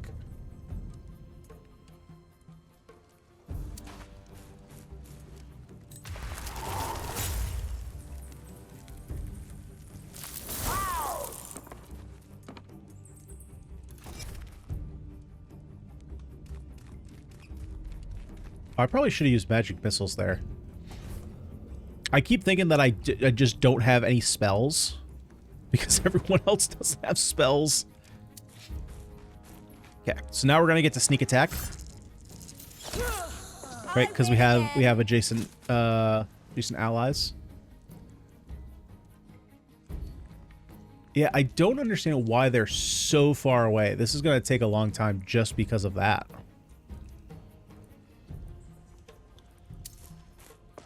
I like that, how you can just double click to initiate a dash so you don't have to like go through the motions of actually doing that. Yeah, this AI is being a little bit wonky. I'm assuming that they're supposed to come at us. Can I... there's no other like great way. I mean, I can go all the way around. and attack from up on high, but I feel like I just need to come up this way.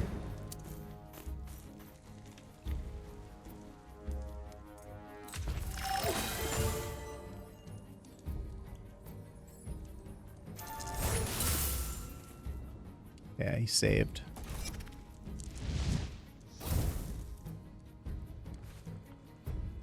Let's get the Sorkin and use magic missiles.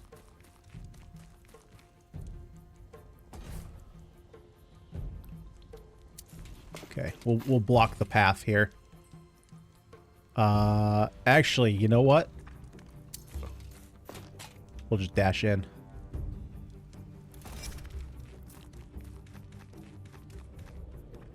Okay, now they're starting to come out. So maybe there was a distance thing. Maybe because we were too far away, they weren't actively seeking us out. Now, let's turn on meta magic. Let's go magic missiles. Okay, so there's another symbol up here in case, again, in case you haven't seen this. So you can upcast your spells. So just because this is a level 1 spell doesn't mean that you're stuck here. If we wanted to, which we could turn this up, we could turn this up to a level 2 spell, which would allow us to target 4 missiles. I'm not going to do that here. I'm just going to leave it on level 1 because we can do empowered. Actually, I don't even... Yeah, because you have 14... Let's see, you have 14 health if we roll 1 or 2, so we're guaranteed to hit 3 3s, which is 9. But it's +1, so it's actually... We're guaranteed 3 4s, which is 12. I think I actually am going to upcast this one.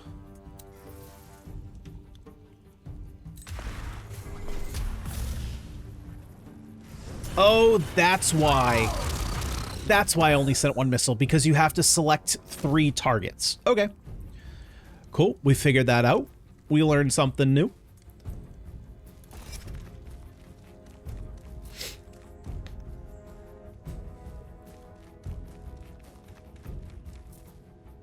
And now we got rid of the problem kobold.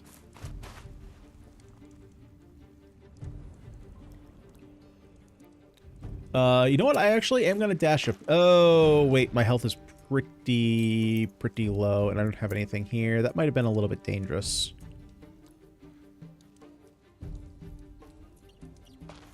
Yeah, we got that kill. My initial line of thinking was like, I should probably bring you up here because then we can get sneak attack. But if these guys get close enough to hit, we're pretty low on health, which is not super great.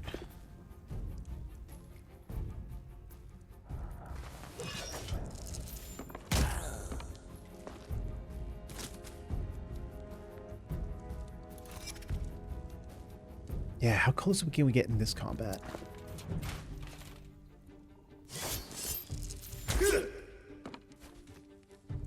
Ah, well, frick, man. How much health do you have? Oh, you have 10 health. So this is cool. We can get, like, right into combat. So here is a case. Let's see here. So we have you with 5 health. You also with 5 health.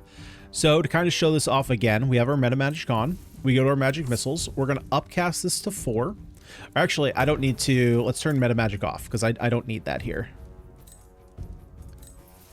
We go to magic missiles. We upcast. And so now we can go 1, 2. 1, 2. This is it for you. And the nice thing about magic missiles, I don't remember if it said so or not, but magic missiles, unlike some of the other spells that are more line of sight, magic missiles is basically a homing missile. So, oh, wait. Oh, frick, wait. So did I roll? Oh, that's right, because I turned magic off. Well, I couldn't have used it anyway. I don't have the Sork points. So magic missiles is really nice if you need to, like, get around a corner or get above a cliff or something.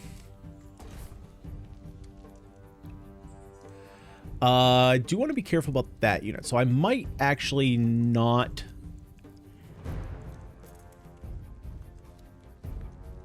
Yeah, I want to be careful with her. This is a much safer move.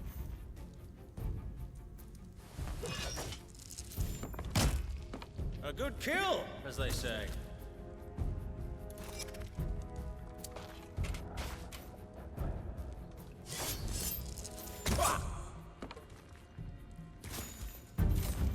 Quest completed. All right, now we gotta find the dude. Jabori. Are you Jabori? I am. Oh, Who are you? Friends? is he Dragonborn? Or is it Dragonkin? Going missing. Stone at sea. Fortune smiles. Can you help me? That's weird. He's like a Groot too. Tell us about the dragon. What's with the kobolds and the dragon? They worship the dragon. That's all. Bring it offerings every year. Nothing wrong with that. They never bothered me. Nor the villagers. Until now. Ellie was right. Something's wrong here. Did you disturb the dragon? The kobolds think you're somehow responsible for breaking the dragon's eggs. I don't have a death wish. The tremors broke the eggs, not me. Do you know what causes the tremors? I might. That's why I came down here, to check. Won't you tell us? Not as long as I'm a prisoner. Yeah, not when you've got a bargaining chip. Who are the other Cyclists? The kobolds seem to have had a fight with other Sicklers. That makes it difficult to get them to free you. They have met with Kivuli. They are a corruption of my people. The kobolds are too stupid to make a difference between me and them. Kivuli. What are they exactly? Siklas, who gave themselves to a cult. We'll try to get you released. We'll see what we can do to get you out of here. May the land hold you in its embrace. Let's see. So why does it have an exclamation point on it? Okay. Well done. Maybe it's just a Don't quest mention objective. Now, we'd appreciate it if you could tell us what's going on here. What's causing the quakes? Do you know what's behind the tremors? An unstable aether nexus. A nexus? That's a magic power source, isn't it? That's what I would tell a child, but yes, that's it, more or less. That's fine. We're children, more or less. There's a nexus here. It's supposed to be hidden in an iridu, and I'm its protector. A what? Iridu is a Siklas word for, well, you may call it a temple, but it's not dedicated to a deity. Can you stabilize it? It would probably help with everything. The dragon, the kobolds. The fisherfolk falling to their death. Help me find my bag and come with me. I know how to fix the nexus. Who are the bad Cyclists? What do you know about those bad Siklas? The Kivuli, they gave themselves to their dark prophet, Shadwyn. That name rings a bell. She is a powerful witch. Some of my people believe she's a goddess sent to restore the Siklas Empire's ancient glory. Typical. Actually, Shadwyn was the name of the first fallen, but she was destroyed by the cataclysm. She's a mythological figure. This Shadwyn enslaves our people, takes their soul and makes them corrupted, powerful but doomed. She craves the power of all Nexus. If the Kivuli are here, meddling with mine, she can't be far away. We need to find the Nexus. To sum it up, we need to find this nexus and with your help, stabilize it. A sound plan. Wait a second. What if we can't? What if it's too dangerous? The Nexus will eventually explode and destroy this place, Torwen, and all your friends over there. Right. Come on. Don't tell me you're afraid, sister. Me? No. The dragon has left after all. What could possibly go wrong? Enough chatting, kids. Let's go find this nexus. When I said we were children, it was a joke. Retrieve Jabori's belongings. Are they perhaps over here? There's a symbol over here.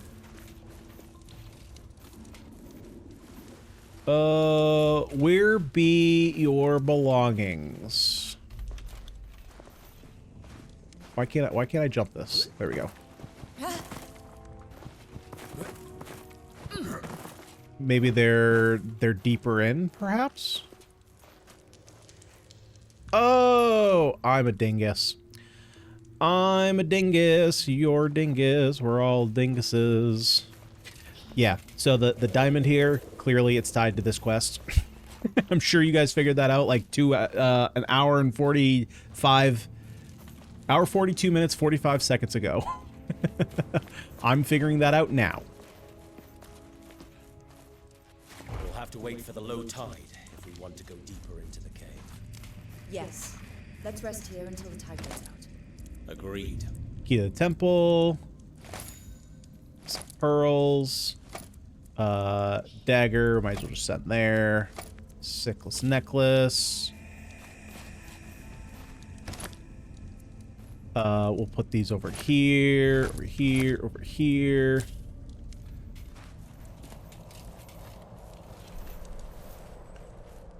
Let's see, so it looks like... Well, there's something over there. Okay, so it looks like, if this is what I think it is, let's see. The fisher folk are still missing. Who knows how much time they have left. So, if I'm correct about this, what I recall from my time in BG3 was that there are some quests where you have basically an amount of days tied to completing the quest. Now, this does not necessarily mean that if we rest here that the fisher folk are going to be dead, but it could mean that if we rest too many times, they will be dead. But I'm going to rest here.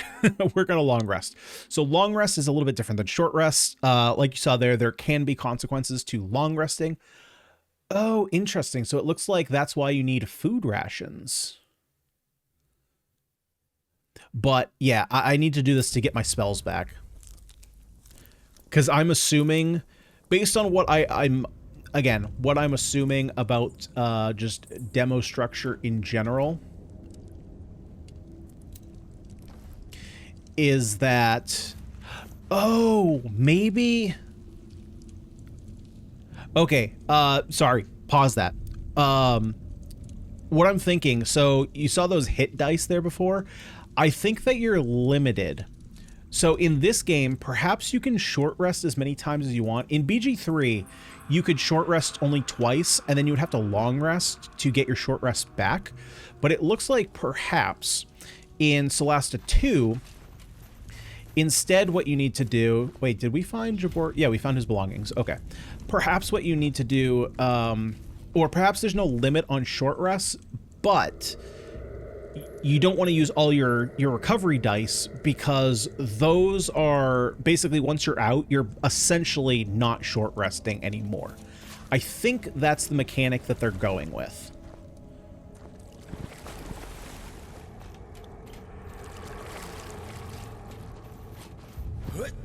Okay, let's get a preview of what's to come here. Ooh, is there anything over here?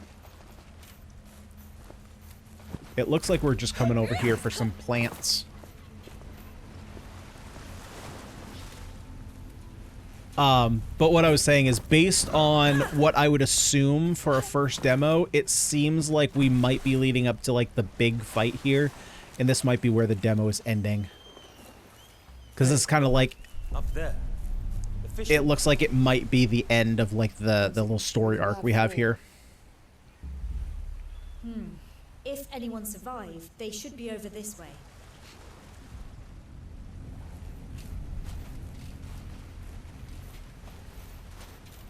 Did you see that? A little bit of attention here, please. I have a bad feeling about this. All right, Han. I have a bad feeling about this. Critical failure, haha, idiot. Oh, we got a big boy. We got a giant scraper.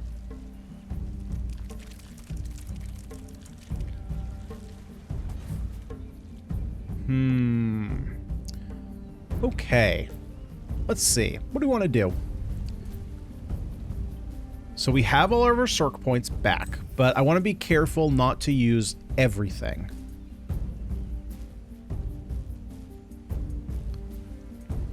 So for right now, let's go for the 60%. Come on, you can do better. I agree.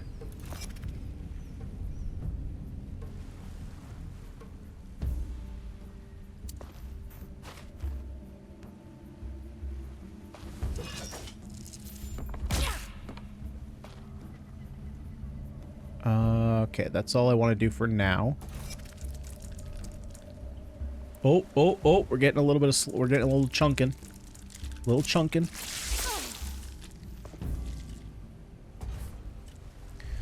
Now, what do you do? Are you...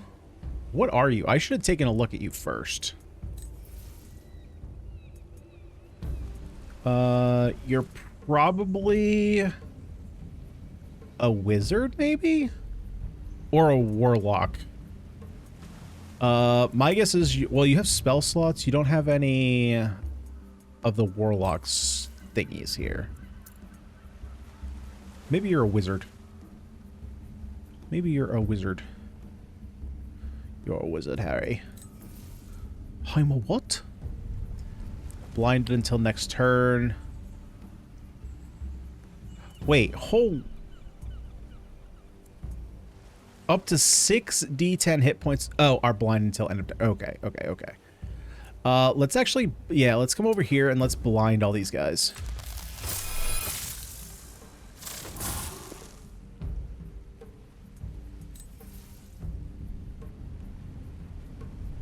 Main spell cast.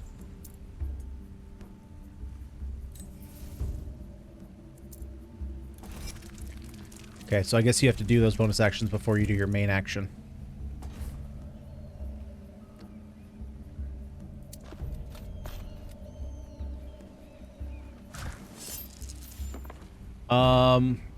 I do... Let's see, do I want to use this right now? I don't think so, because he's blind.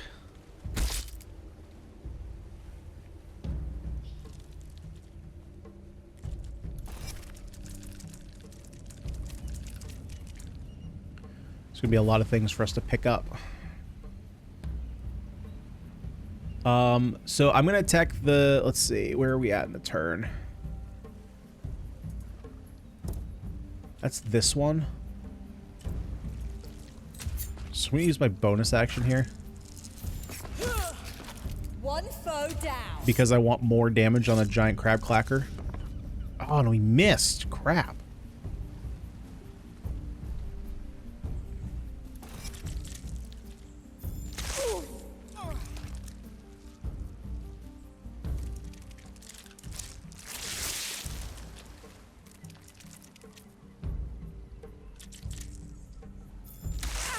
Yeah, that's not what I wanted. So I wanted to maybe disengage there.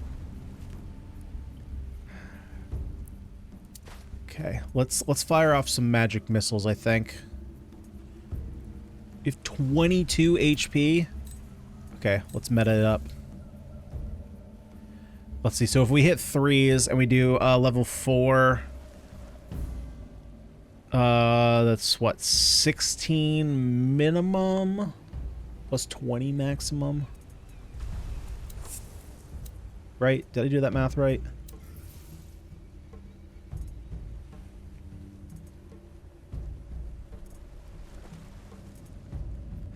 We could cast a main action spell with a bonus action instead, which I think I actually like. It's going to use 2 Sork points.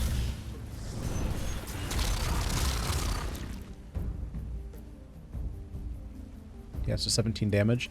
So now we can do... Wait, why can't I use...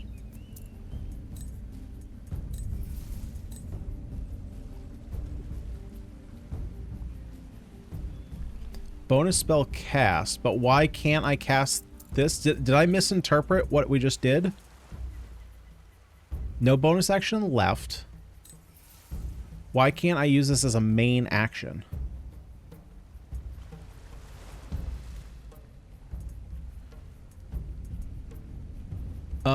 Okay, I'm not entirely sure what happened there. My assumption was that I used that magic missile as a bonus action, then I could recast it as a main action, but maybe I misinterpreted something there. Nice. That was the goal anyway.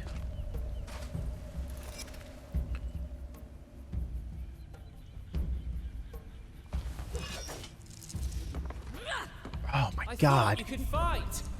I know, right? This is the second cleric that I've started with that sucks in combat when you start the game.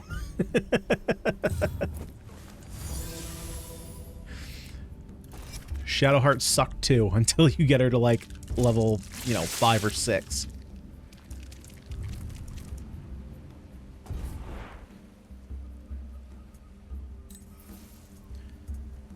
Let's see. Let's use Scorching Ray, I think.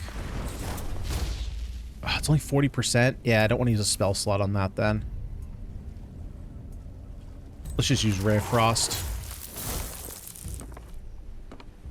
God dang, man. You suck for a wizard.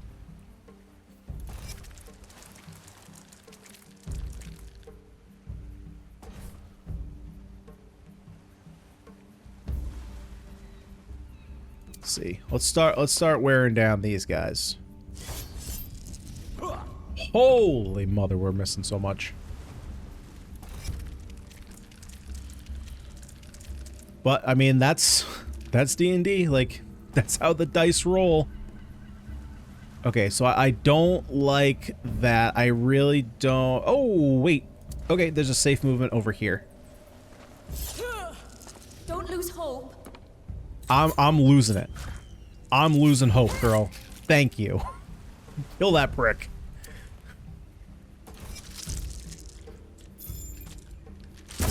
Nice. Well, actually, saves don't matter. We don't have any concentration up.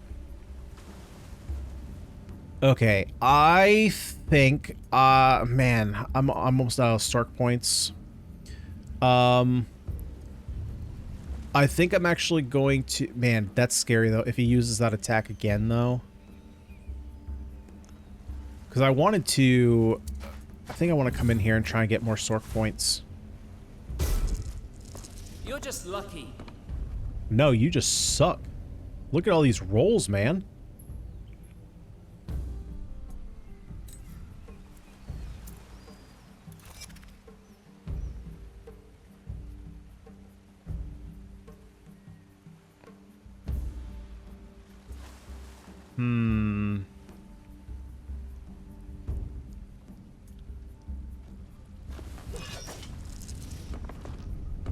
Another miss? Oh, goodness, guys. Goodness, goodness, goodness.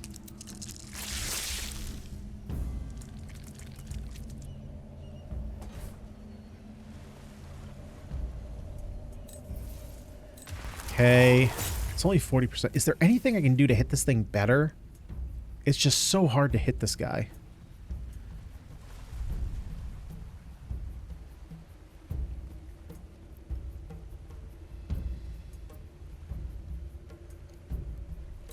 Okay, let's see. Let's blind him. Oh my god, that can hit me. Why is it not hitting him?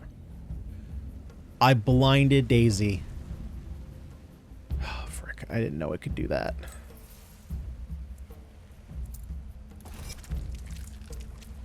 At least these guys can't get to us. Okay, I'm going to Divine Smite you with a Divine Smite, so smited. You could do so much better. Guys.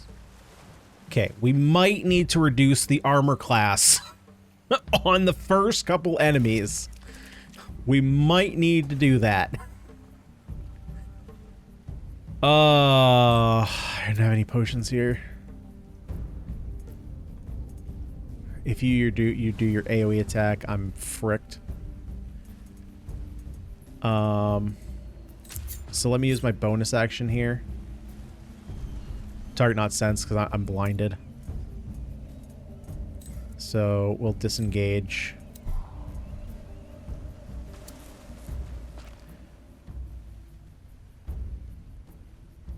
And then we'll grab a heal from her next turn.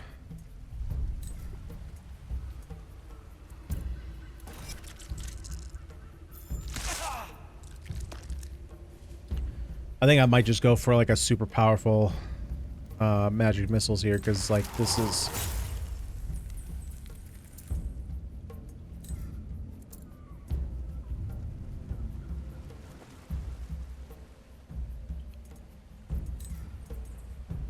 Yeah, let's just take this turn and disengage.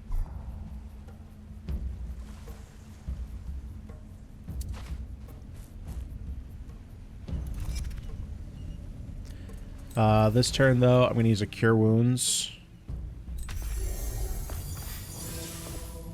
Oh, thanks.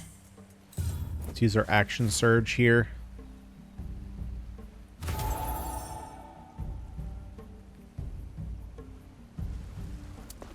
Because, like, I've got to just try and get something going here. What are the Let's see. Why am I disadvantaged on that? Maybe because it's a close-up range attack?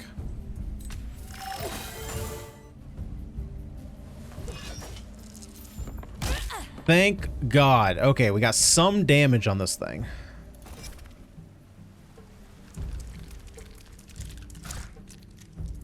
Who's this on?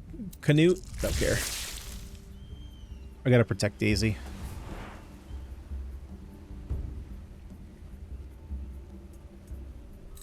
We're gonna disengage. And we're gonna have you hunt this guy down so I no longer have to worry about that. Because, like, we're out of range of these guys, thank God. Divine Smite the shit out of this guy. Nice, 16 damage.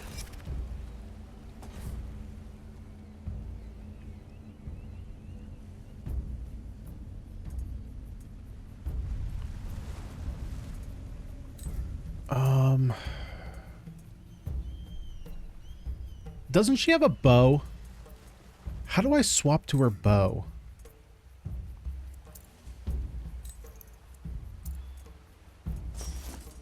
There we go. Sneak attack that prick.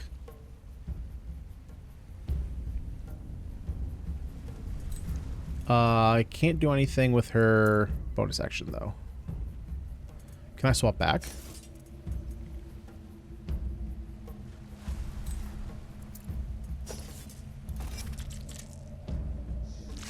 Yeah, how does it feel to miss? You god dang prick.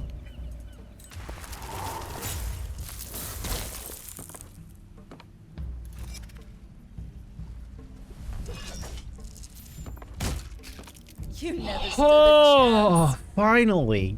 Dude, that is obnoxious. Okay. Now how am I gonna, do I have to jump over here? Like, what's the deal with these guys? What's the deal with them? The thing is, I don't really want to, like... Yeah, I guess I only deal with them with range?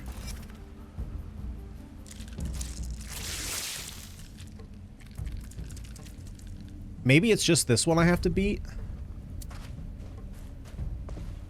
These ones are just, like, in combat, but I don't actually have to beat them to beat the level. Or not the level, but the, you know, the combat. Because it doesn't look like I can hop over.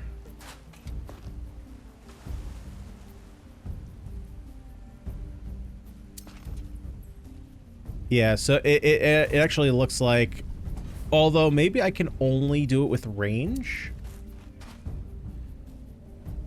Oh, frick. Now, why is this an advantage?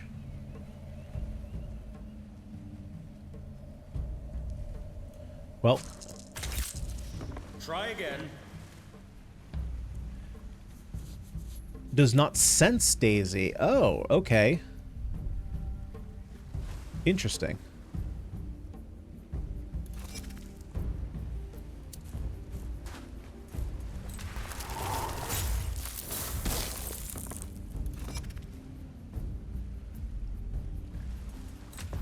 Yeah, so I gotta just rely on my cantrip here.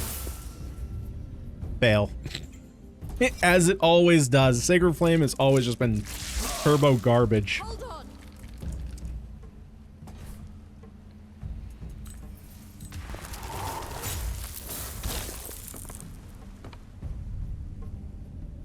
Okay, let's back you off.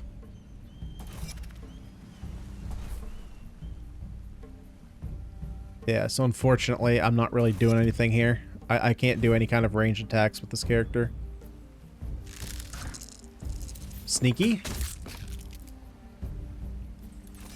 That's a big dead. I'm actually going to bring you up here because you can probably do range from up here just as easy. I just want to see what's your accuracy with this thing. Nice. Good roll.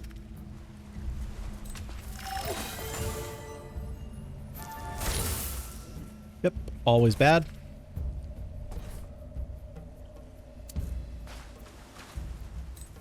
Can I hit this? 44% chance with advantage. That's a miss. Skip here. Range here. Next time. Firebolt. All the effects are really great. I haven't really touched on them at all, but yeah, the spell effects and everything. I mean, the game visually looks stunning.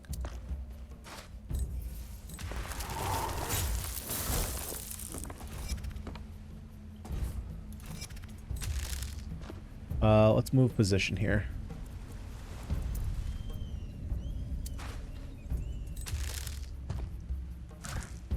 Sneaky. You lose.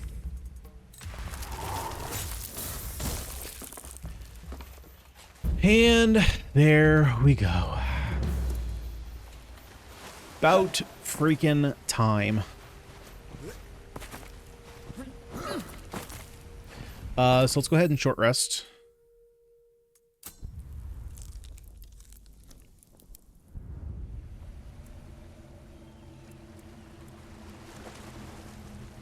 Yep, there we go. So because I spent this...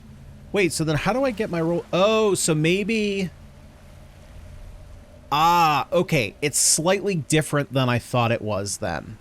I think you have to use all of your dice before you can recover them back. I think that might be what it is.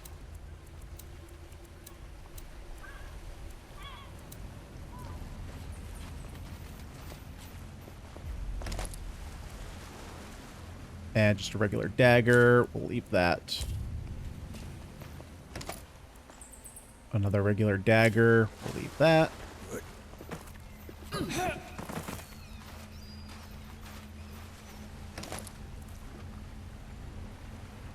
It's 1d4 to the target's attack rolls and saving throws. And let's give her a potion as well.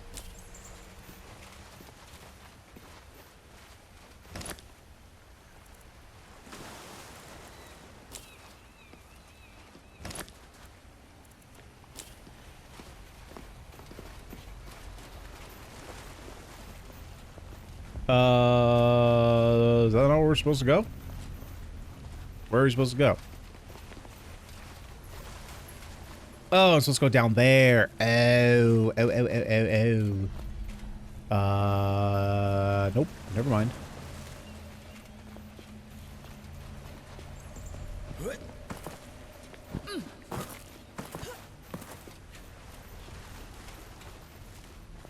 Wait, did we swim?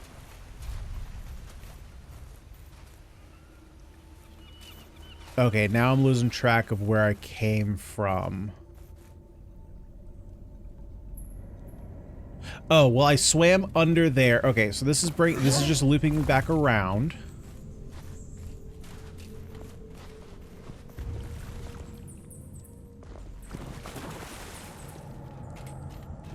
Wait, this is just taking me back where I already was.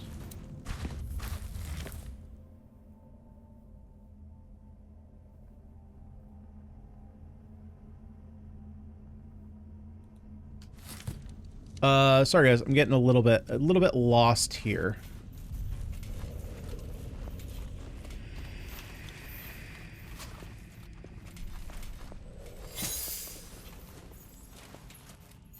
Ah, this is a new... Okay, this might be where I needed to go.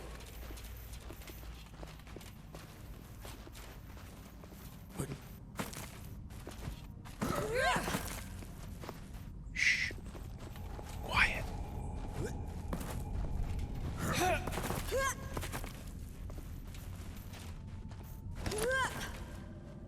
Potion of healing. Let's give that to you.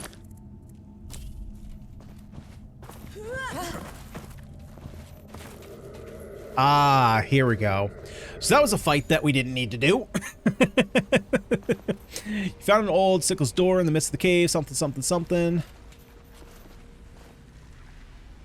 Pink jasmine. Okay, we failed the history check.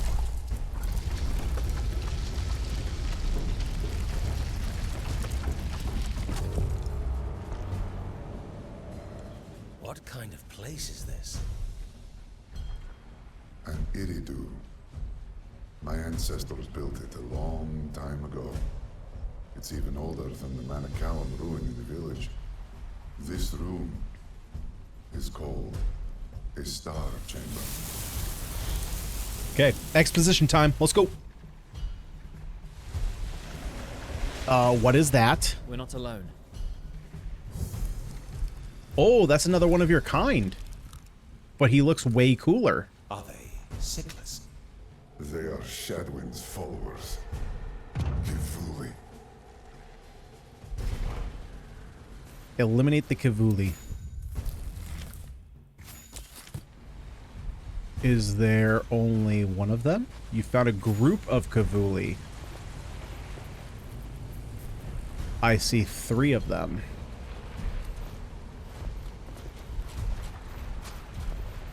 Oh, ambush. Okay. When in cautious mode, you can approach enemies while being undetected. When this happens, the ambush button will appear on your action bar. Taking the ambush action will ask you to target an enemy to engage before. Be wary, if you approach too close, you will be detected and will be attacked before you can start the ambush. Once the ambush is started, all battle contenders will roll initiative and unaware enemies will have a chance to be surprised. The party makes a stealth group check to determine the DC for the enemy's individual perception checks. Whenever enemies fail to check, they are surprised for the first round of battle.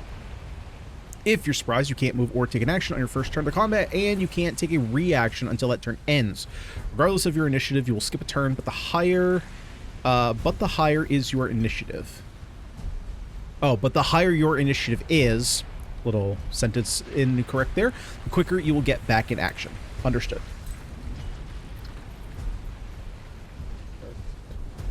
You know what? We don't need plants, because we're probably going to be ending here pretty soon.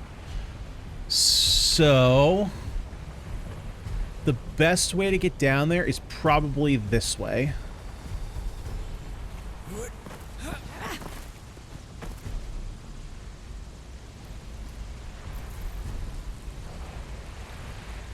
Okay, so we got to be careful about how close we get.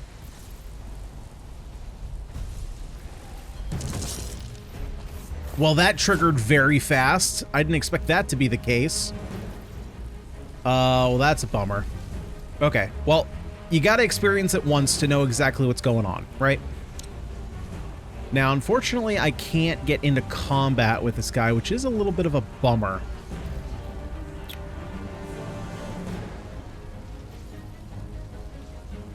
Armor class 12, armor class 13. Okay, so their armor class is going to be much easier for us to hit.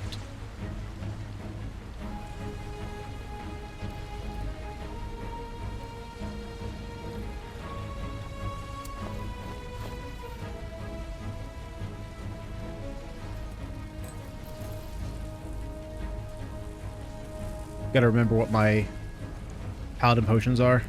It's an action you can use your channel divinity to blind an enemy within 60 meters that you can see for 1 minute. At the end of each turn, they can make a charisma saving throw. Where? Oh, I guess it just says I have X1. Maybe it's not implemented it yet. I was looking to see if maybe there's an indicator over here to see, because we haven't used this yet.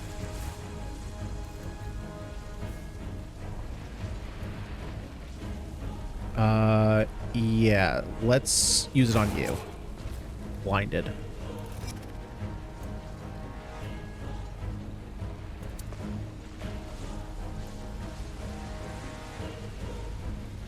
Since you're blinded, let's see if we can get a little bit of damage on this unit before he comes down. Nice. Way to go, Daisy. Hey, buddy, that's the ground in front of you. You just attacked the ground twice, you dingus.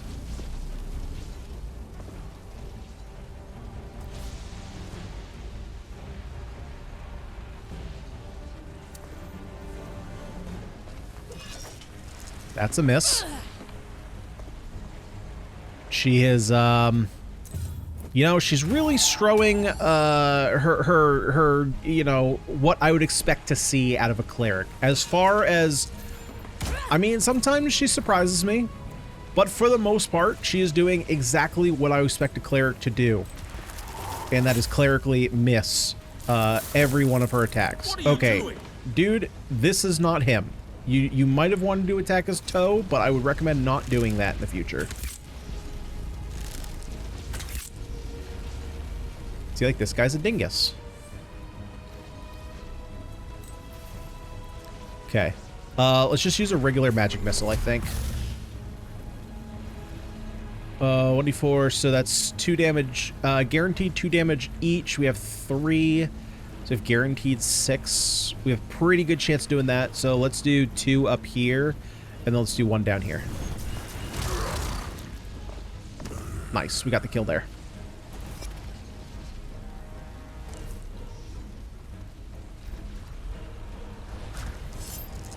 Not going to use that here.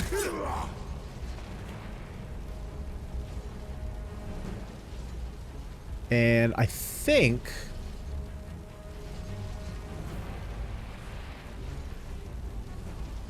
never mind. I was going to say, I'm going to go up here. No, I'm not. I'm not going to disengage twice. We can move up a little bit closer, though.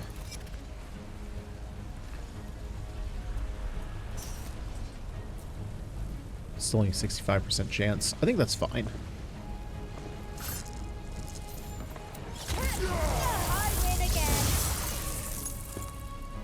Oh, that's new.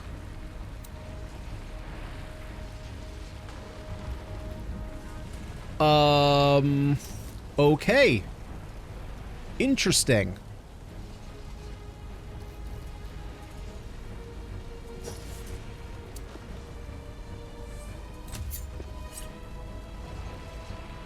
Really? That's out of range? Okay.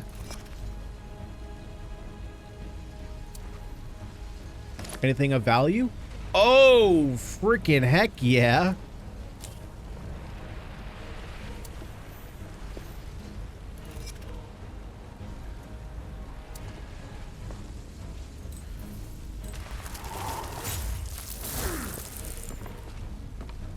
Okay, so we have advantage because he's blinded.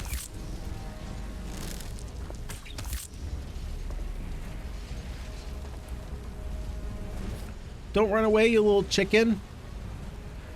Cheap, cheap, cheap, cheap, cheap, cheap, cheap, cheap. Okay, let's magic missile him again. Nice, we got a couple 5s there. That's hot.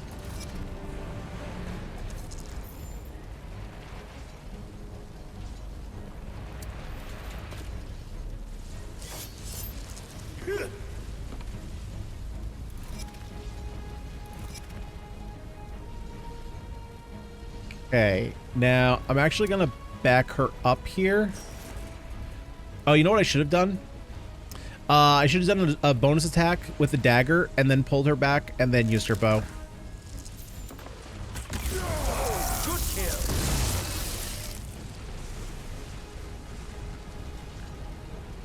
Yeah, because I didn't want her to take her that damage. I honestly didn't even think she was gonna get a kill there. That's why I attacked there before moving anybody else. But in typical rogue fashion, rogues do a lot of damage. Okay, that fight was way easier than I actually thought. So far, the crab is by far the most menacing enemy, which I don't think should be the case. Their armor class should probably be dropped a couple points. Should probably maybe be dropped to like a 14. It's out of control.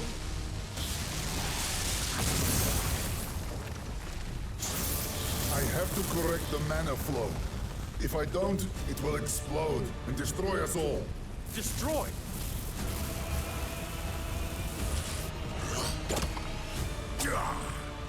Oh shit, there's more of them? More of them. And kobolds over there. Oh, this is cool. This little one shot? Okay, it just cut. The little one take. Kobolds are those. corrupted, like the Kivuli.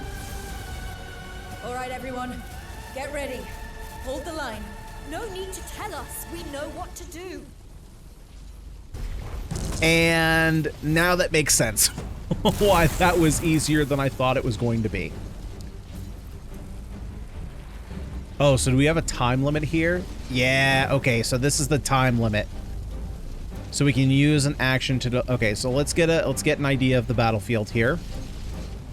We got a couple pretty weak kobolds. We got a Kivuli hunter. God, these maps are freaking enormous. That guy's got a lot of health. We've got a brute behind us. Man, there's another one over here.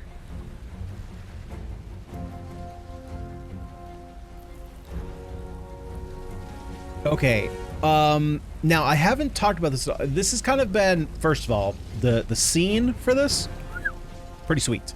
What I will say, just in case there's like devs watching this or whatever,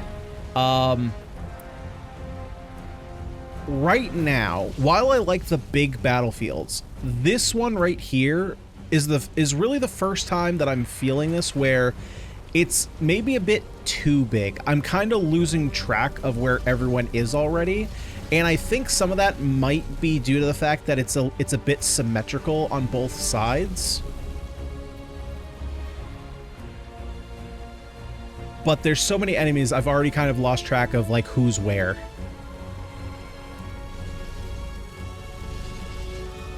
So I'm kind of hoping that they're gonna come to me. That was not who I thought it was. I thought I was on the cleric. Well, shit.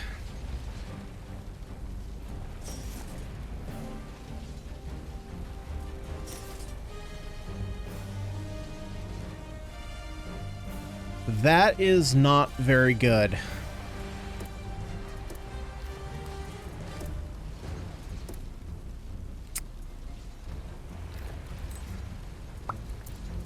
Welp.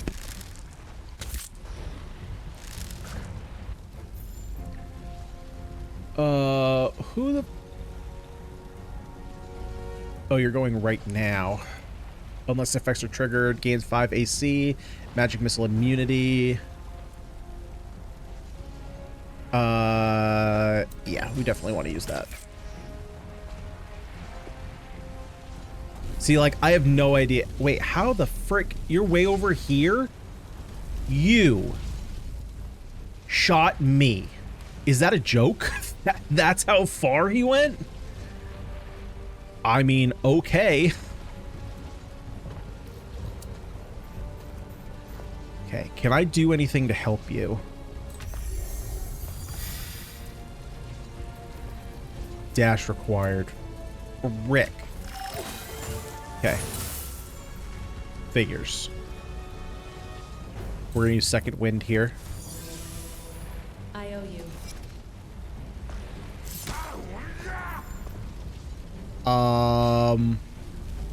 That's a lot of damage.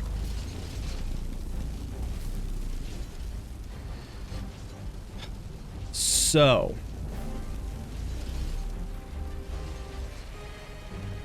This kobold. I do wish the game... Oh, wait, is it? I do wish the game would highlight... I didn't want to do that. I want to be able to highlight this character and see where they are on the timeline.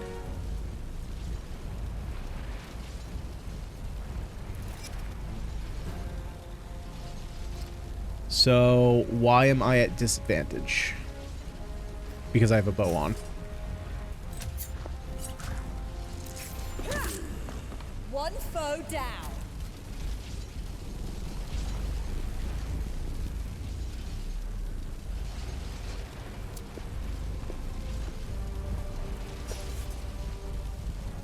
It's only 40%. We'll try and go for it. We missed.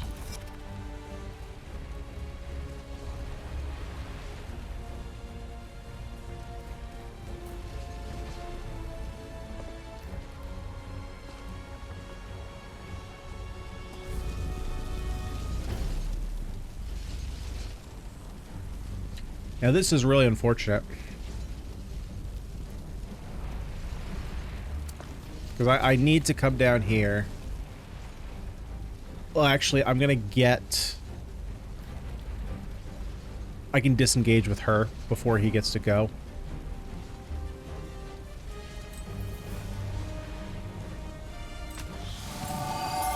I gotta pop on my Divine Favor for extra damage here.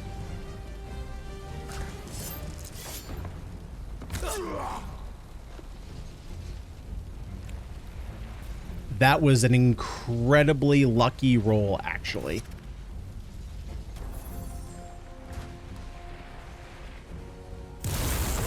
Yeah, some of these ranges... Okay, so some of the ranges, I'm not entirely clear of how far they can go, because that seems absurdly far. This guy got blessed by this guy. This is an absurd distance. I mean, this guy's like... What is he, like 3 turns away from me? That's crazy.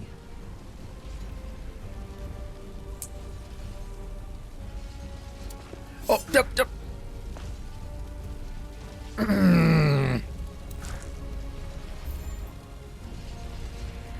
Actually, can I go back? No, I'm stuck using this. Okay, we'll go disadvantage. Okay, that was just a whole mess of bad.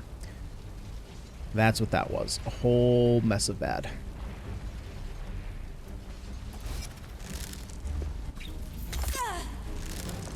Yeah, this is going to be a redo. Can I redo this?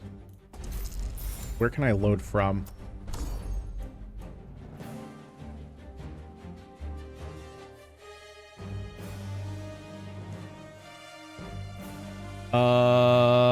Let's go from a combat save. Let's go from the last autosave. See where it brings me.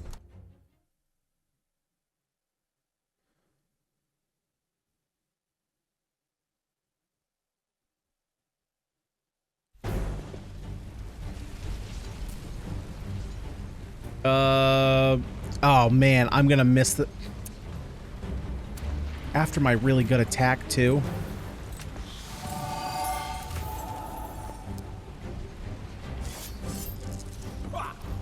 Next time.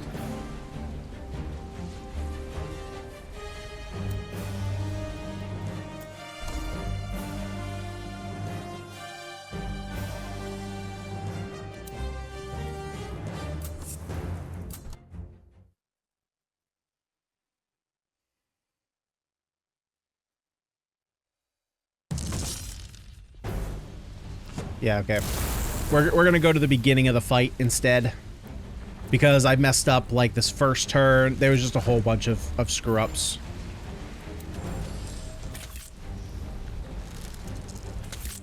Unfortunately, my initiative roll here was turbo garbage.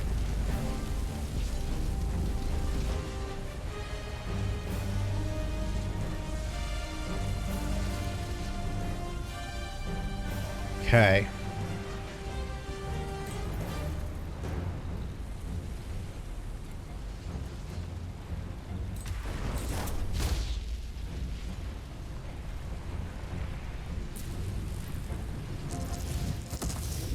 Try again. Are you serious? Dude, this is... Oh my god, this is brutal.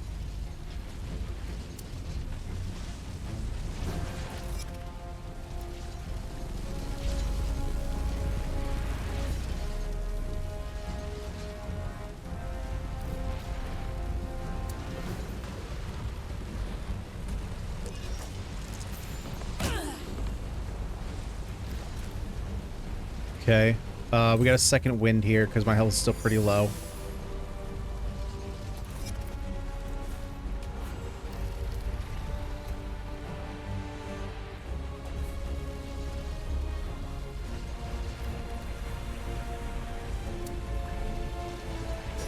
So we're gonna use bonus action here. What are you doing? Of course. Sneak attack. Make sure we get the kill.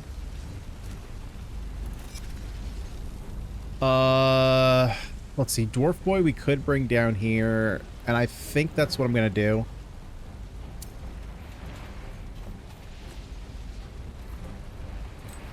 Still have my bonus. Pop divine. Actually, I'm not gonna pop divine favor in case he hits me and knocks it off.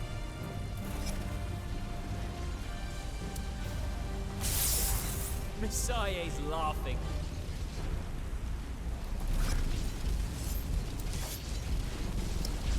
Another miss. Super cool.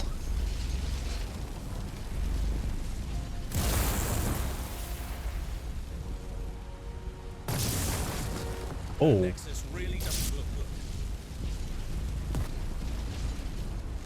Oh, okay. So there's a preview there. I was like, God.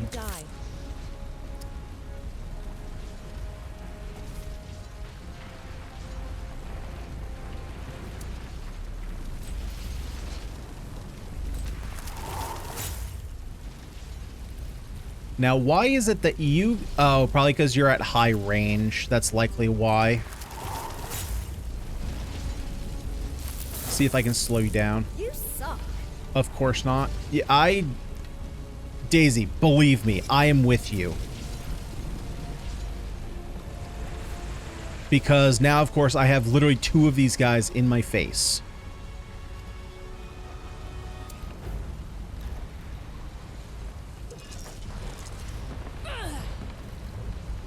I mean, I might have to turn on helpful dice rolls because this is awful. This is awful.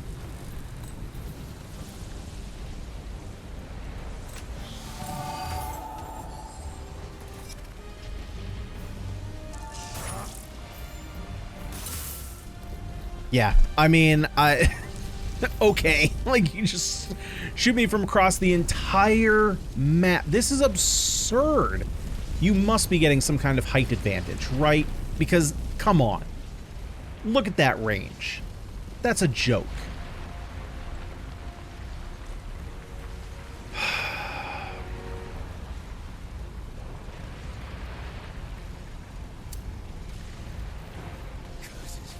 That nexus really doesn't look good.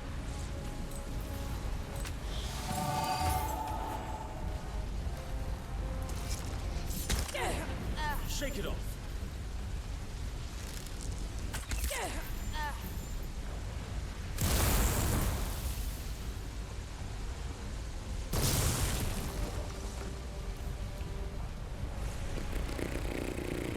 Who am I even controlling? Oh, the camera just didn't move.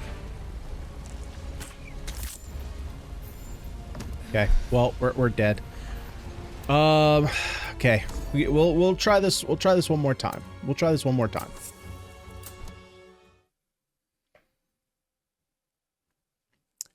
But so far, there's definitely it. Obviously, like, you know, dice rolls are random, right? But there is some of this. This is feeling completely unfair. This range is absurd.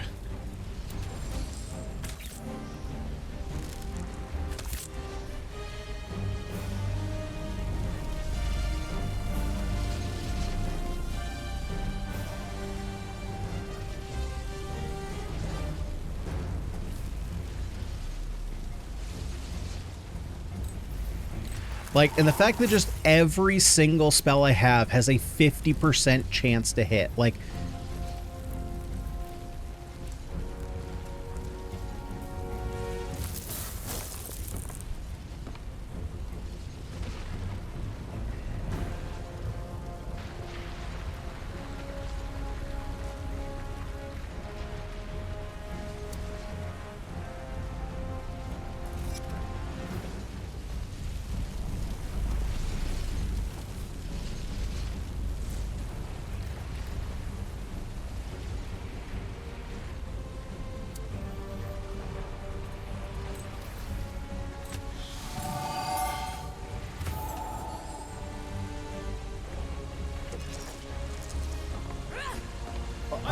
I can't get a dice roll. I can't get a dice roll.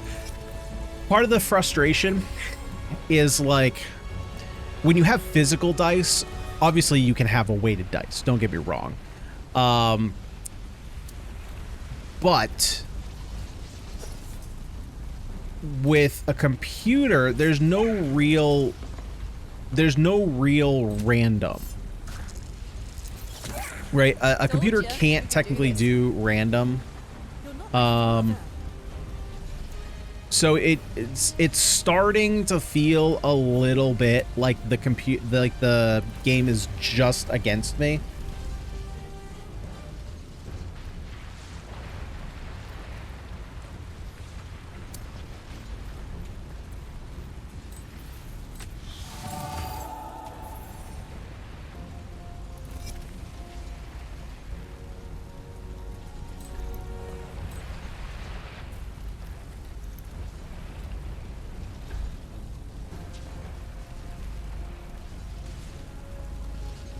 Because, like, I'm not sure what I'm supposed to do. Like, is there anywhere to hide?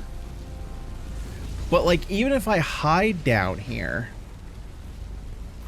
what am I achieving? Because I can't go through here. And their range is just across the whole map. So I'm not entirely sure. It's not, something's not clicking with me.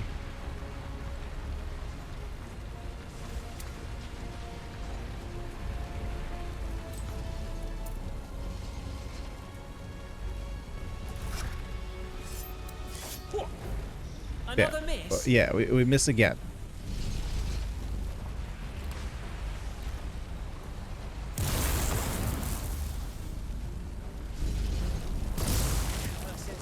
That nexus really doesn't look good.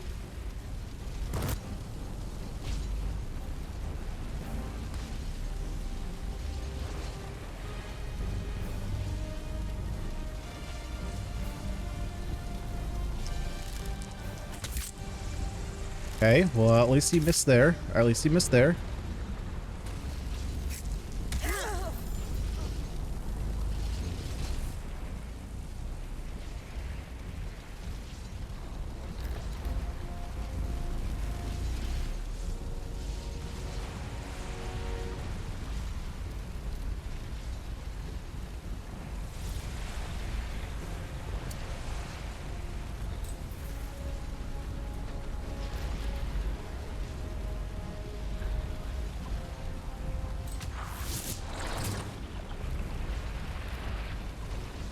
Okay, well, that's not worth it.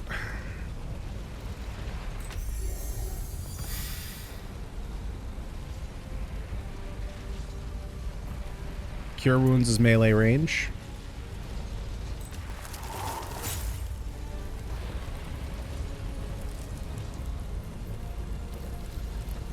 Has half cover.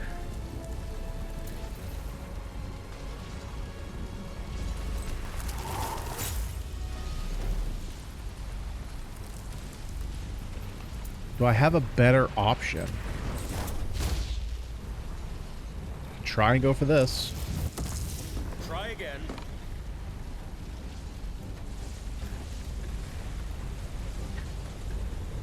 Oh.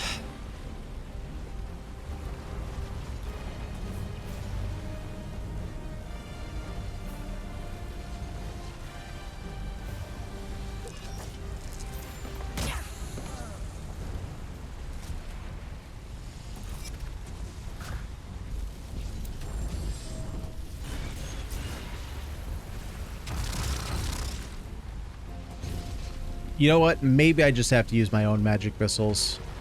Just crack them out and take them out.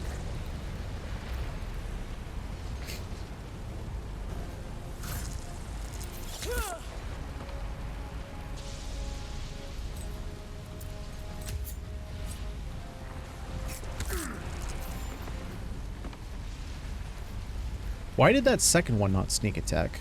Oh, I think because you can only get sneak attack once.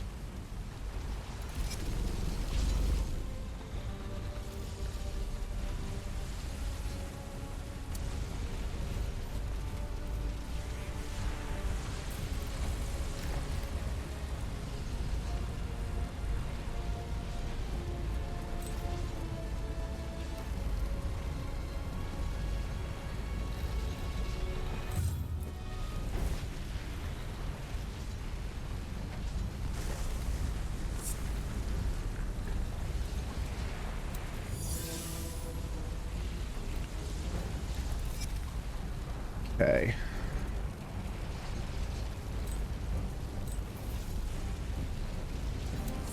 Level 2.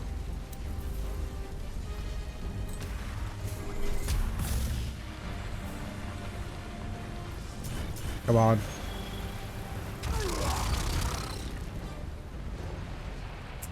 It's not enough. Can't do either of those.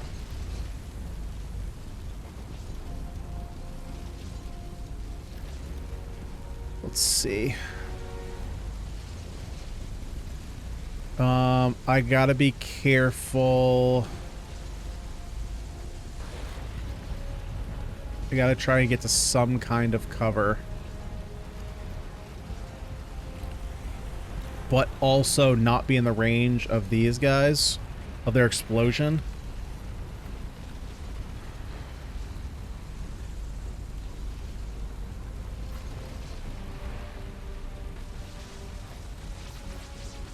I think I might just have to deal with it.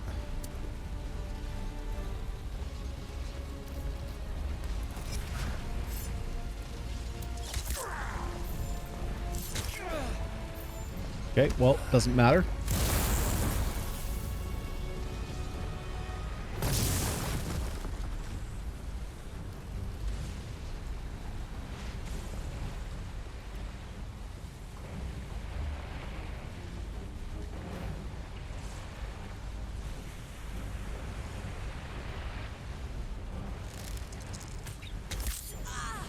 Hold on. Well, this was a fun fight.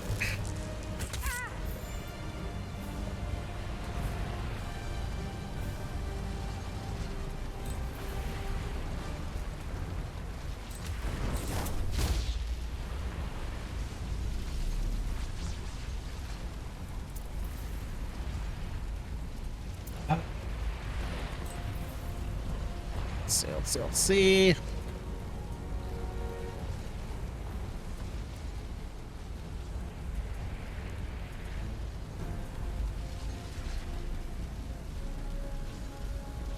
$120 feet. Can I shoot the freaking archer that's over here? At a disadvantage because I'm next to an enemy. Plug it. Swing at me. Critical hit?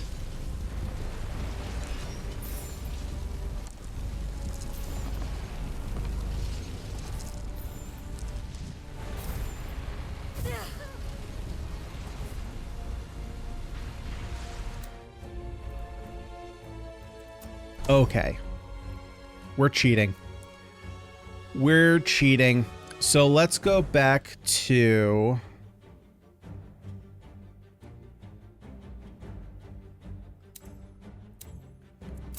Let's go back here. I think this is the start of the fight.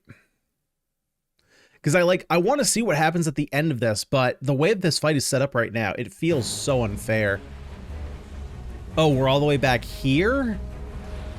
That's not what I want to do. So let's go here. This is, I think, still mid-fight.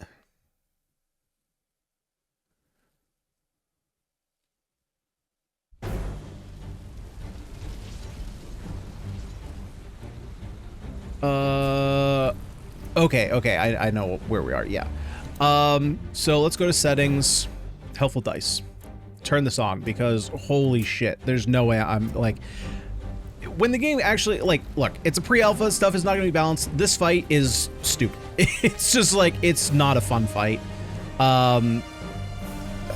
There's just, like, there's a lot of things that just feel very unfair going on.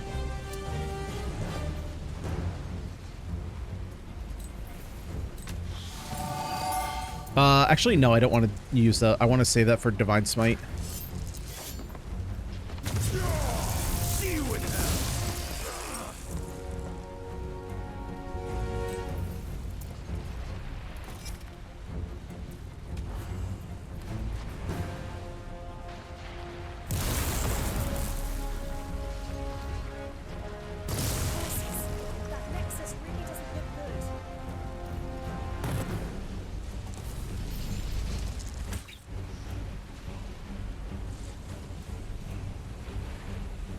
Okay, the hunter's return. I don't know what turn we're on. He's shooting, but I don't know at what.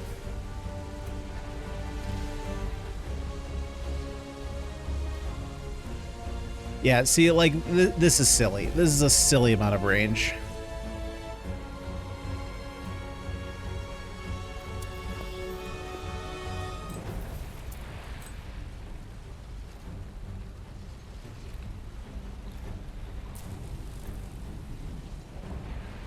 So what's the difference between that?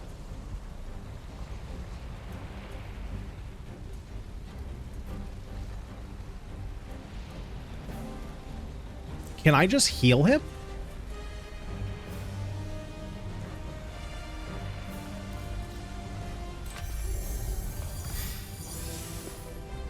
Okay, so healing brings us out of that state.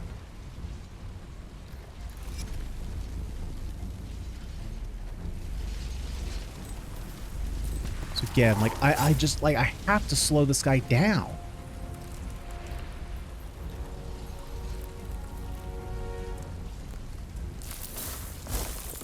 Finally! Well, to be fair, we have cheaty dice. We need cheaty dice to make this happen. Allows you to take the dash action as your bonus action on each of your turns.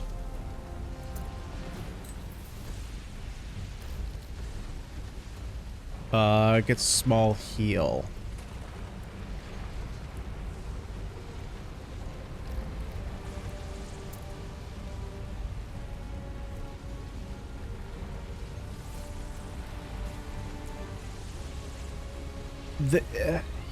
So I think like what the frustrating thing is that like you have all these guys, all these range guys with crazy amounts of cover, and then you have us like in this space in the middle where there's just, it's completely out in the open. It just feels very one-sided.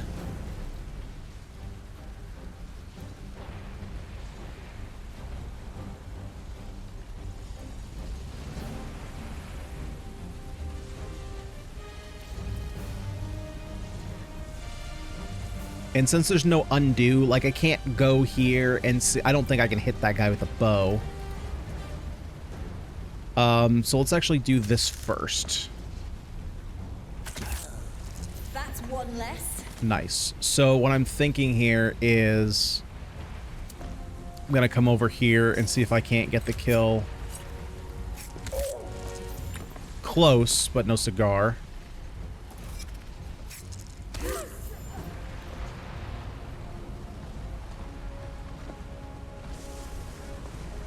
What happened to being hindered?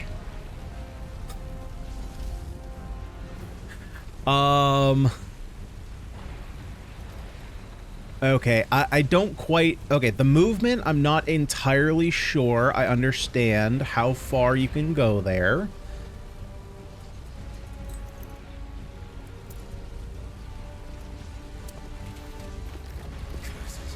That nexus really doesn't look good.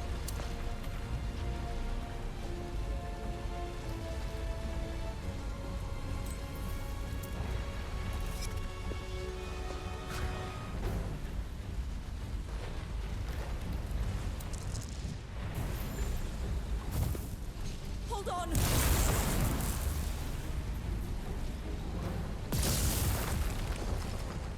Wait, did I survive that? How'd I survive that? I mean, I'm not going to complain.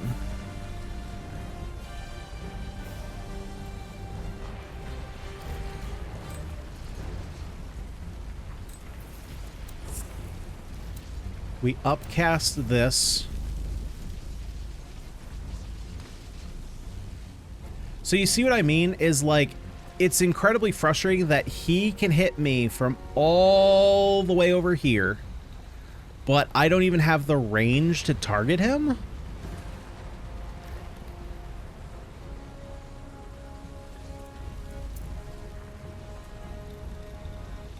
And there's nowhere I can move.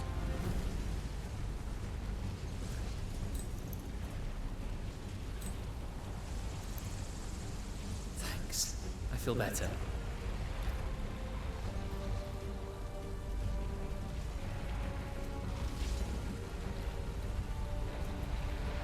Okay, that's actually a safe spot.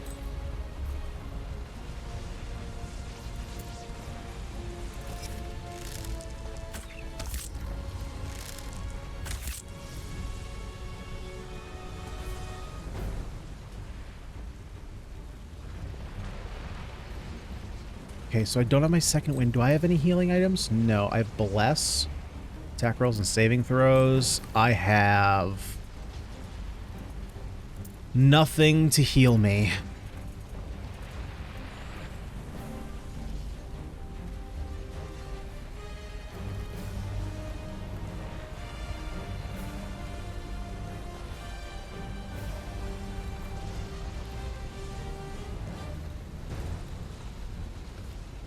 Yeah, there's nowhere I can go that I'm not a target.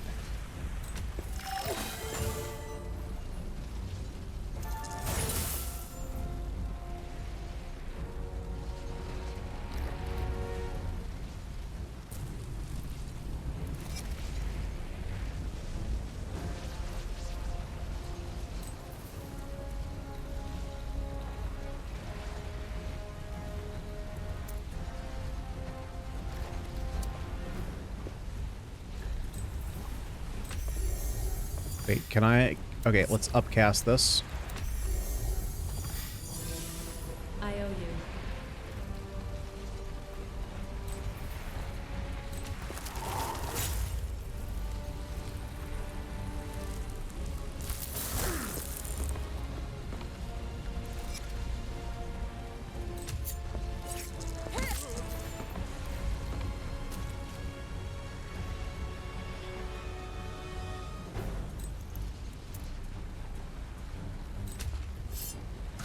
Okay, sneak attack.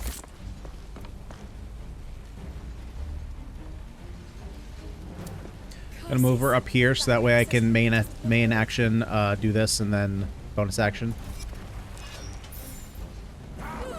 Never mind, because they're just gonna consistently crit.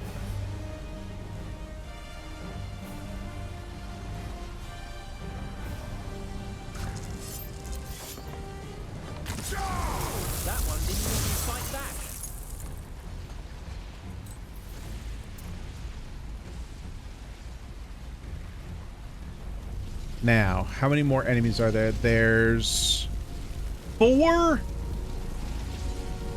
Bro, what the fuck? There's this one.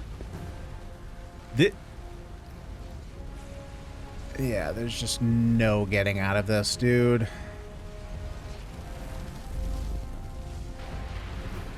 There's another brute. Am I just supposed to survive?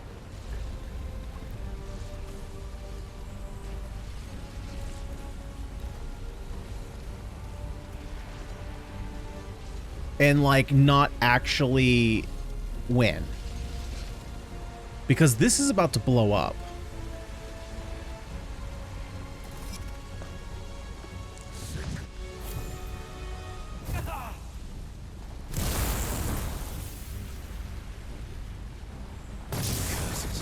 That nexus really doesn't look good.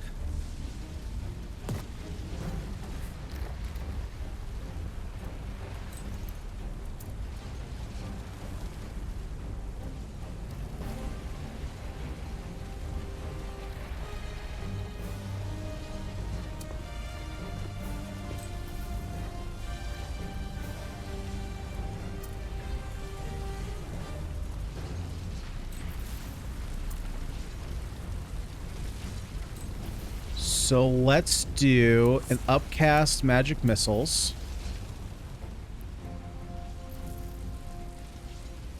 Bro, I don't understand.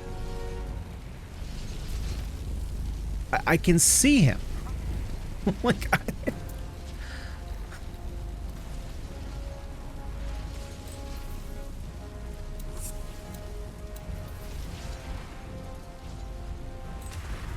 oh, okay, I'm supposed to... Okay, okay. That at least makes me feel a bit better.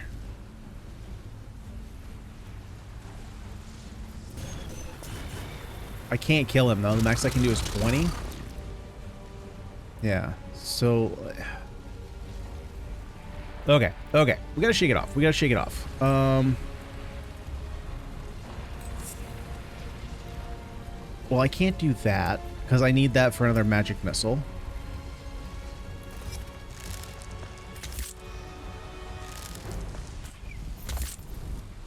Mother would never forgive us if we let you die.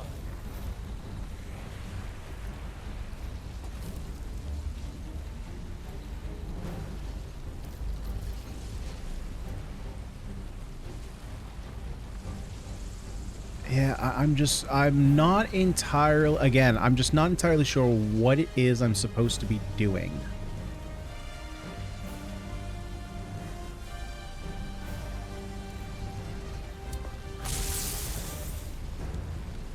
You know, like, am I, maybe there's a turn limit.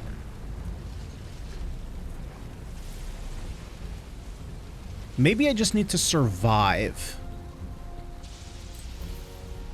That would make more sense to me.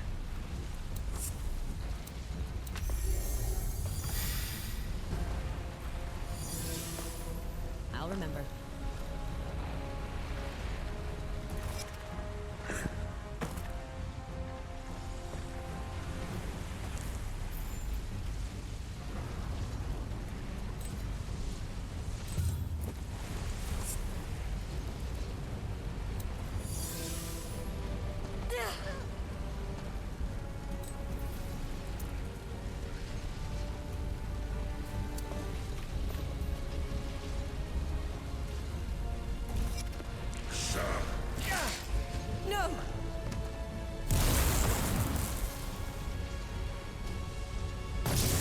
Is about to blow.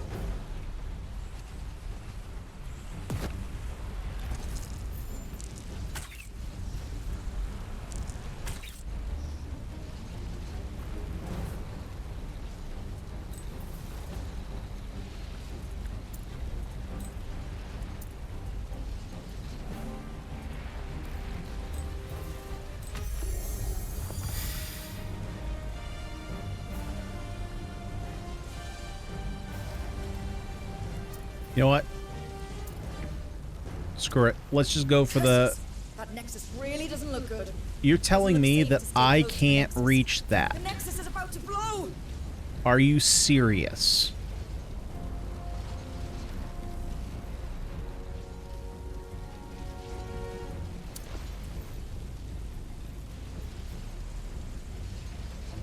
So I guess I can't be here. I have to be over here. Hold on.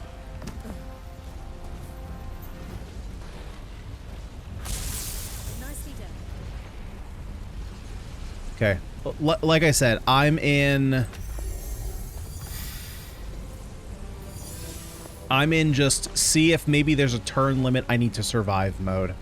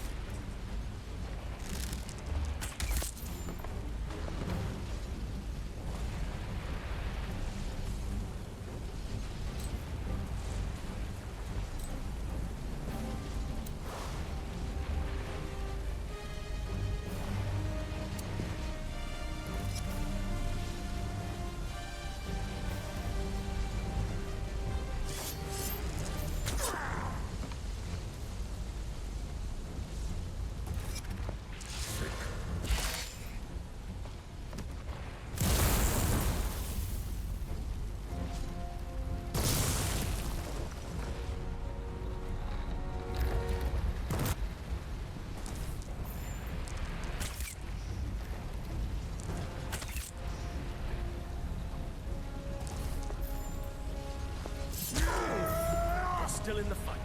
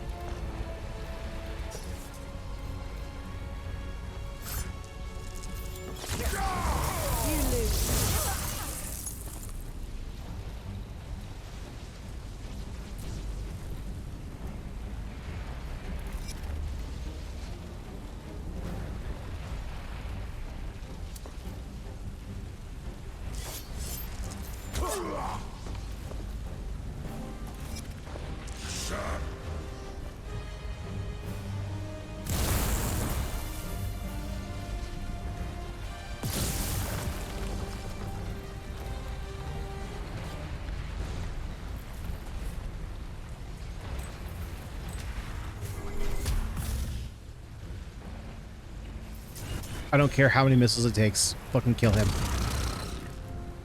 Get him the fuck out of here.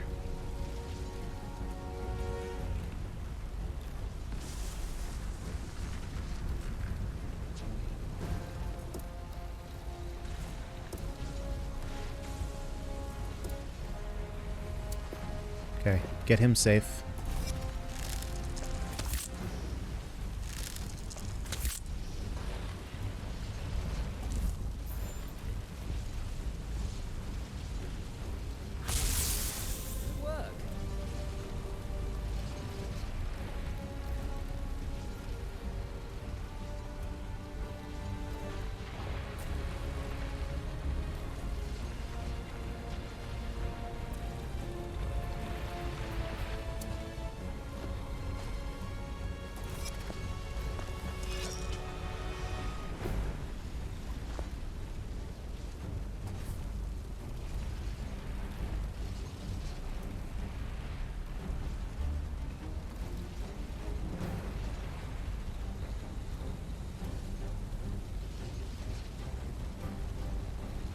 Let me see here. Let me see here.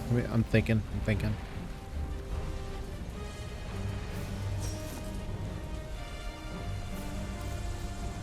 So I need to reposition here.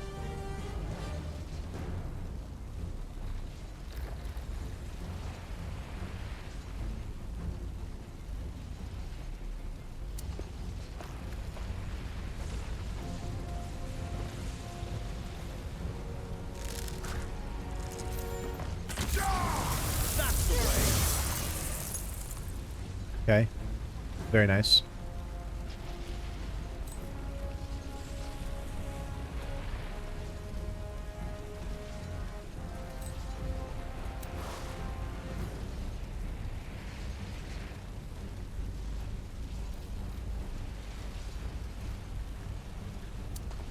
The Nexus is about to blow! Curses! That Nexus really doesn't look good. Curses! That Nexus really doesn't look good. Okay. What can we do from here?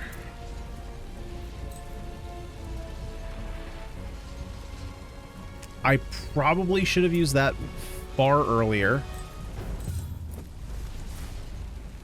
Can I target you? Of course not.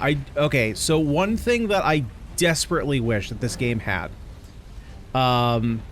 If I target this creature from where I am, or this enemy, I want to know how far away is this creature. I want to know, do I need to move 5 feet closer? Do I need to move half the distance? Like, right now, distance is really the biggest pain in this game.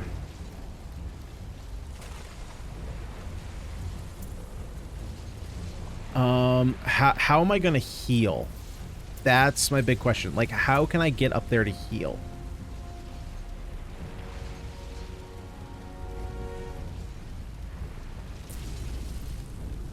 And I might not be able to. I might just have to hope my AC is good enough. Curses. The Nexus really doesn't look good. The Nexus is about to blow.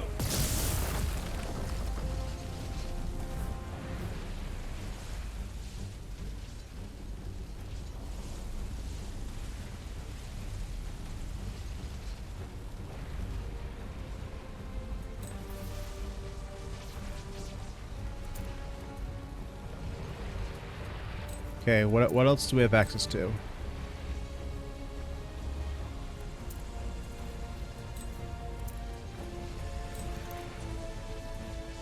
I do have a Scorching Ray. I think what I might have to do is just move and dodge, move and dodge, move and dodge.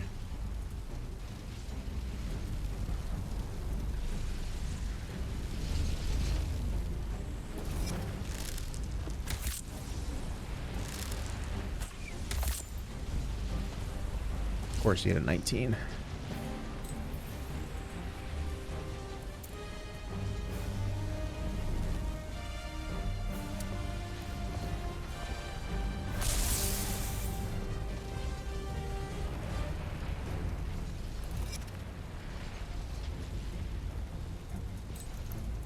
She's got nothing. Okay, I have to stabilize here.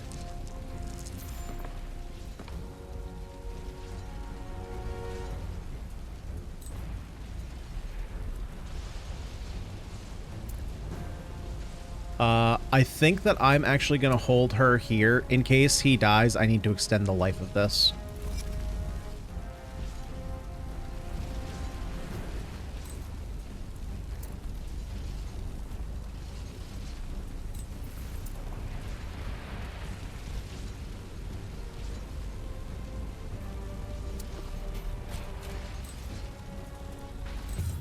Can I hit now? Get fucked.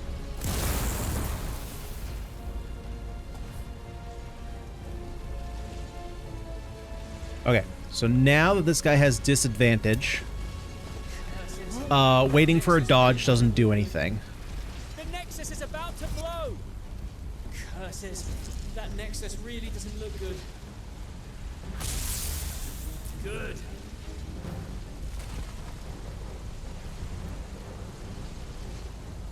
Okay, now let's move you back here. Which is a little bit dangerous because it's opening up both my units here to being more focused. So maybe now that I have him protected, I'm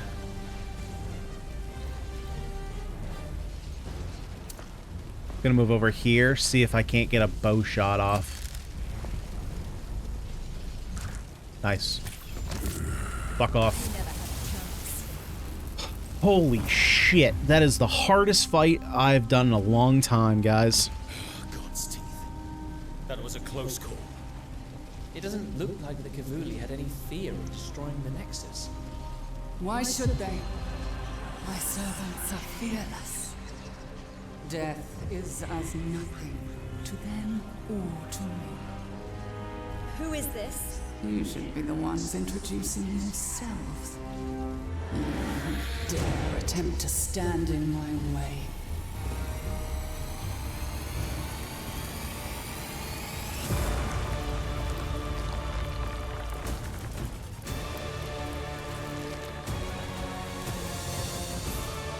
Oh, who is this?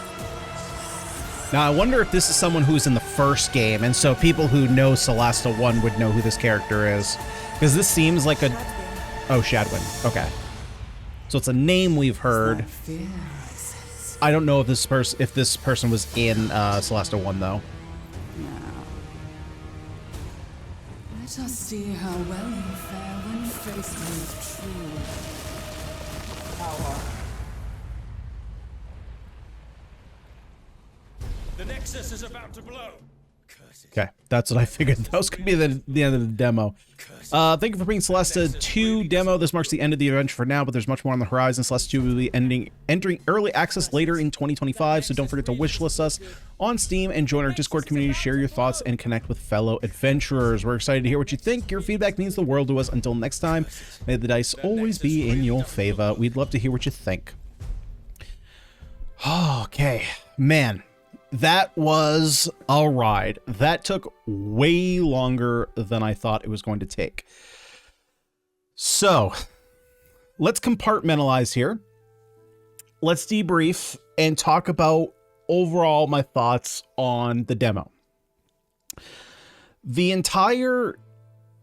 So I would say the first 2/3 of the demo, really up until that, I'm going to separate my thoughts on the demo from before final fight to final fight. We're gonna go, instead of BC, we're gonna go BF and DF for before fight and during fight. So BF, when we first started, I was all the way into this game. I was fully prepared for the game to be out, and I was like, let me play it right now. Obviously, there was stuff that was missing. I want to be able to talk to townspeople. I want to have, discussions go off and all that kind of stuff, but it's pre-alpha. All that kind of stuff is kind of finishing touches. That's not what this demo is about. I fully understand that. Doesn't mean I don't still want it. I like the fact that a lot of... Okay, Again, let me contextualize this just in case people skip to the end of this video for my final thoughts, is that BG3, Baldur's Gate 3, is the only other CRPG I've played, and to be fair, I think amongst people who play our CRPGs, I think that we could probably all agree that BG3 is probably the best one that's come out to date. If there's one that people think is better, I'd be interested to hear that. But I think across the board, one, it's definitely the most popular, which is not an indication of how good it is, but it is the most mainstream CRPG. And as far as I know, it's the only one up that's been like in contention for Game of the Year. But I think in general, we can all agree that that's probably the gold standard, especially when you have gaming journalists who are like, or game developers were like, we shouldn't always expect quality like BG3. It's like, if you're going to expect $90 for a game, yeah, I do. So I am going to be comparing to BG3, but just keep that in mind. There were a lot of things that like I wanted in BG3 that you could get, but only through modding. So, you know, the whole using WASD to move, scrolling in on your character so you can get a little bit closer to the visuals, because the visuals in this game are beautiful. Obviously, we had a little bit of hiccups at the beginning with post-processing. I'm not at all surprised that being the case with a pre-alpha demo. That's just something I wouldn't expect to be fine-tuned at this stage. So we turned it on low. We still got a little bit of that. In the cutscenes, it was totally fine, but during gameplay, the motion blur was just way too much. I'm typically someone who likes motion blur, but it was a pretty poorly implemented version of motion blur that blurred like everything, and I just couldn't take it, so I turned it off. The UI, as far as like conversations go, and even little details like adding camera movements, adding pans, adding different cut angles to the same character in the conversation. You know, like since we're in engine, obviously you could just have one static camera for each one of your 4 characters and just cut back to that camera. But the fact that they actually had some pans and different angles of different characters means that they would have to go into every single conversation and plan out like, and basically block it like you would a movie, which is really cool. It adds a nice dynamic touch to all the different conversations, and it's not as stale as just shot, countershot, shot, countershot, you know? So I really liked that. Again, I haven't played Solasta 1, so I was a bit taken aback that there's no like player avatar, right? There's no character that you can put yourself in. Every one of these characters is an already defined entity in their world. So you're not really going to be able to role play, it feels like, in the same sense that you would in a BG3, which I'm going to admit is going to take me aback a little bit, but, you know, I'm going to treat it just like any old RPG that has a fully fledged cast. Not too big of a deal, but just it was something that I wasn't expecting because I didn't know anything of what to expect going into this. Getting back into the combat system was... it was a little bit rocky at first because I was familiar with the system, but I was unfamiliar with the implementation in Solasta 2. There were a couple things that didn't settle right with me even through the final fight, distance being one of them. I never got a clear understanding of how far enemies could move. I never got a full understanding of range. So any type of range shot, even if an enemy was outside my range, I wanted some kind of indicator of how far away is that enemy from me. I want to know, are they just outside their range? Is it twice my range? I wanted some kind of indicator. Perhaps that was in the tutorials that we didn't read, but I wasn't entirely sure either of how far I was moving. So in BG3, if I remember correctly, whenever there was no grid system in BG3, so because you kind of had free movement of where you could go, you would have like a dotted line with a circle at the end, similar to how we have here, how you target where you're going to move. The difference was at the end of your target, it would show you how many meters you were moving. So it, 10.3 meters, whatever. And your character would have, a total amount of movement, just like we have here. but you could move, you would move several times, but you could see how much you were going to move, so you could do the math after the fact. In this, there was no indication of that until after you made your move. And it wasn't as even as I thought it was. Now, I think that might be because probably the length and width of the grid is probably, if I had to guess, 5 by 5.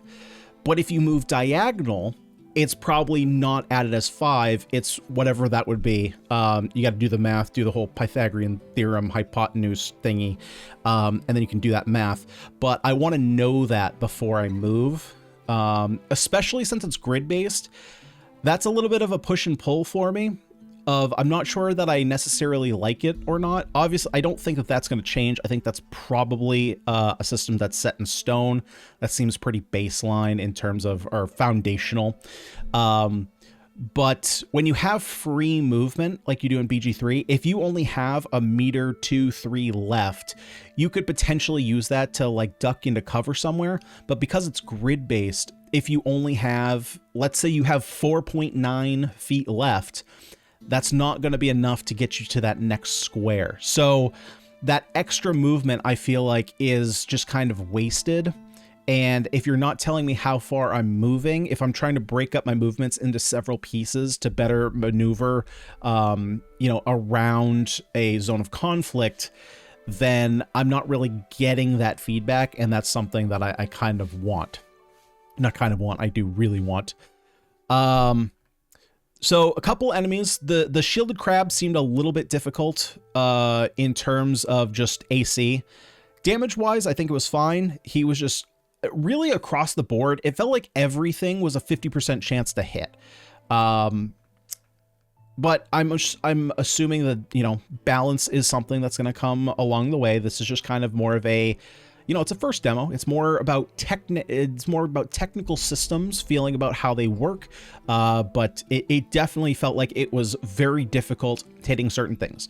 Sacred Fire aside, because I know that spell sucks, but everything else really felt like, especially in that first fight against the crabs, the first 8 attacks were all misses. Now, don't get me wrong, I'm okay with enemies when enemies miss me, but for where my weapons are at, it just seemed like it was quite difficult to hit enemies, especially at the end, which of course I will wait a bit to talk about that final fight. As far as the world goes, the world is beautiful. I love they bring us into this cliffside village, and you have vistas that you can look at, and especially because you're not locked into this isometric camera, you can see everything that's out there. You can zoom in, you can check out the horizon, you can actually go down to your character's point of view, see what they see. It's just it just looks gorgeous. We took some close-ups of the grass, of the foliage, and everything looked just super pretty. Seeing the statues in the background, the dragon kind of going through the water underneath us. I just really like the world, and I was just immediately sold. I was like, yep, let's go on an adventure. I'm totally in. Let's see, is that all I want to talk about in terms of area? Yeah, I want to try and keep this more contained because we're already three hours in and some change, and I gotta edit. It's late at night here.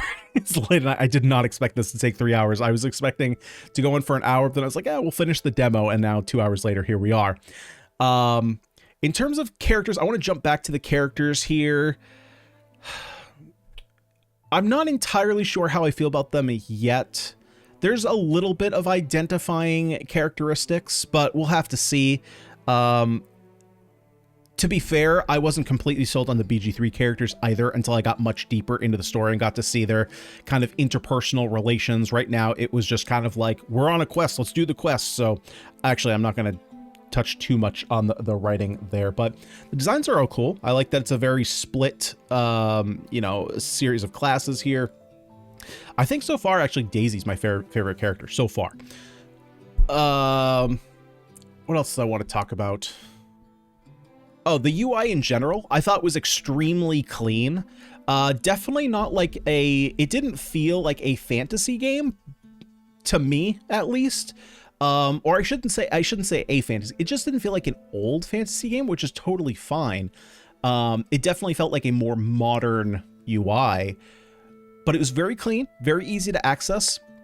Like I said, the one big thing that I wanted to see was a party-wide inventory screen, so that way I can move and like drag things around in the inventory as opposed to having to send things to each different character's inventory. I think that is a huge thing that I want to see. As well as whenever you click on an item in your inventory, or in your equipment pane, excuse me, that it would either sort your inventory and just show items that would fill that specific equipment slot, or opening up another window next to that slot and showing what items that you currently have that can go into that slot. I think that would just make it a little bit easier to figure out what items you have available for that, rather than having to sort through your inventory and doing all that. It's just, it's one button to kind of save a couple button clicks. Now, this final fight, I'm gonna be honest, I thought this fight was total bullshit.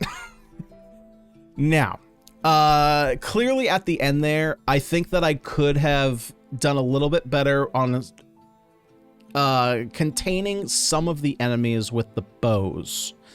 Because we saw that Daisy was able to get a shot off. I think the enemy that I was attacking with the magic missiles, I don't think I would have had the range to hit him with the bow. But I think the one that I eventually killed, the last enemy that I killed, could. But,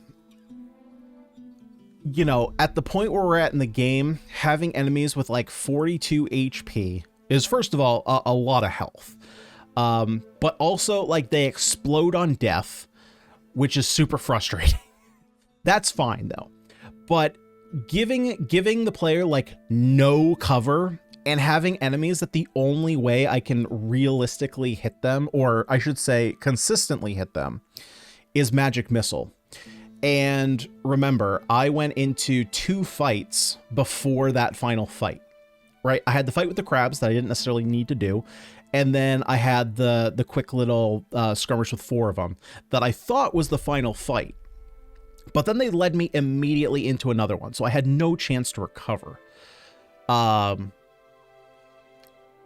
It just felt not fair. And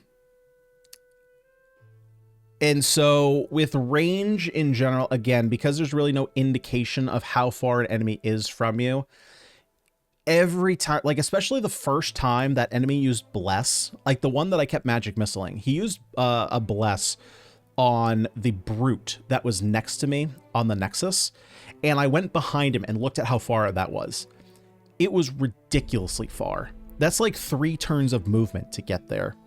So some of the ranges seems a little ridiculous, like 120 feet. I don't know exactly how far it was. That's the distance for scorching ray.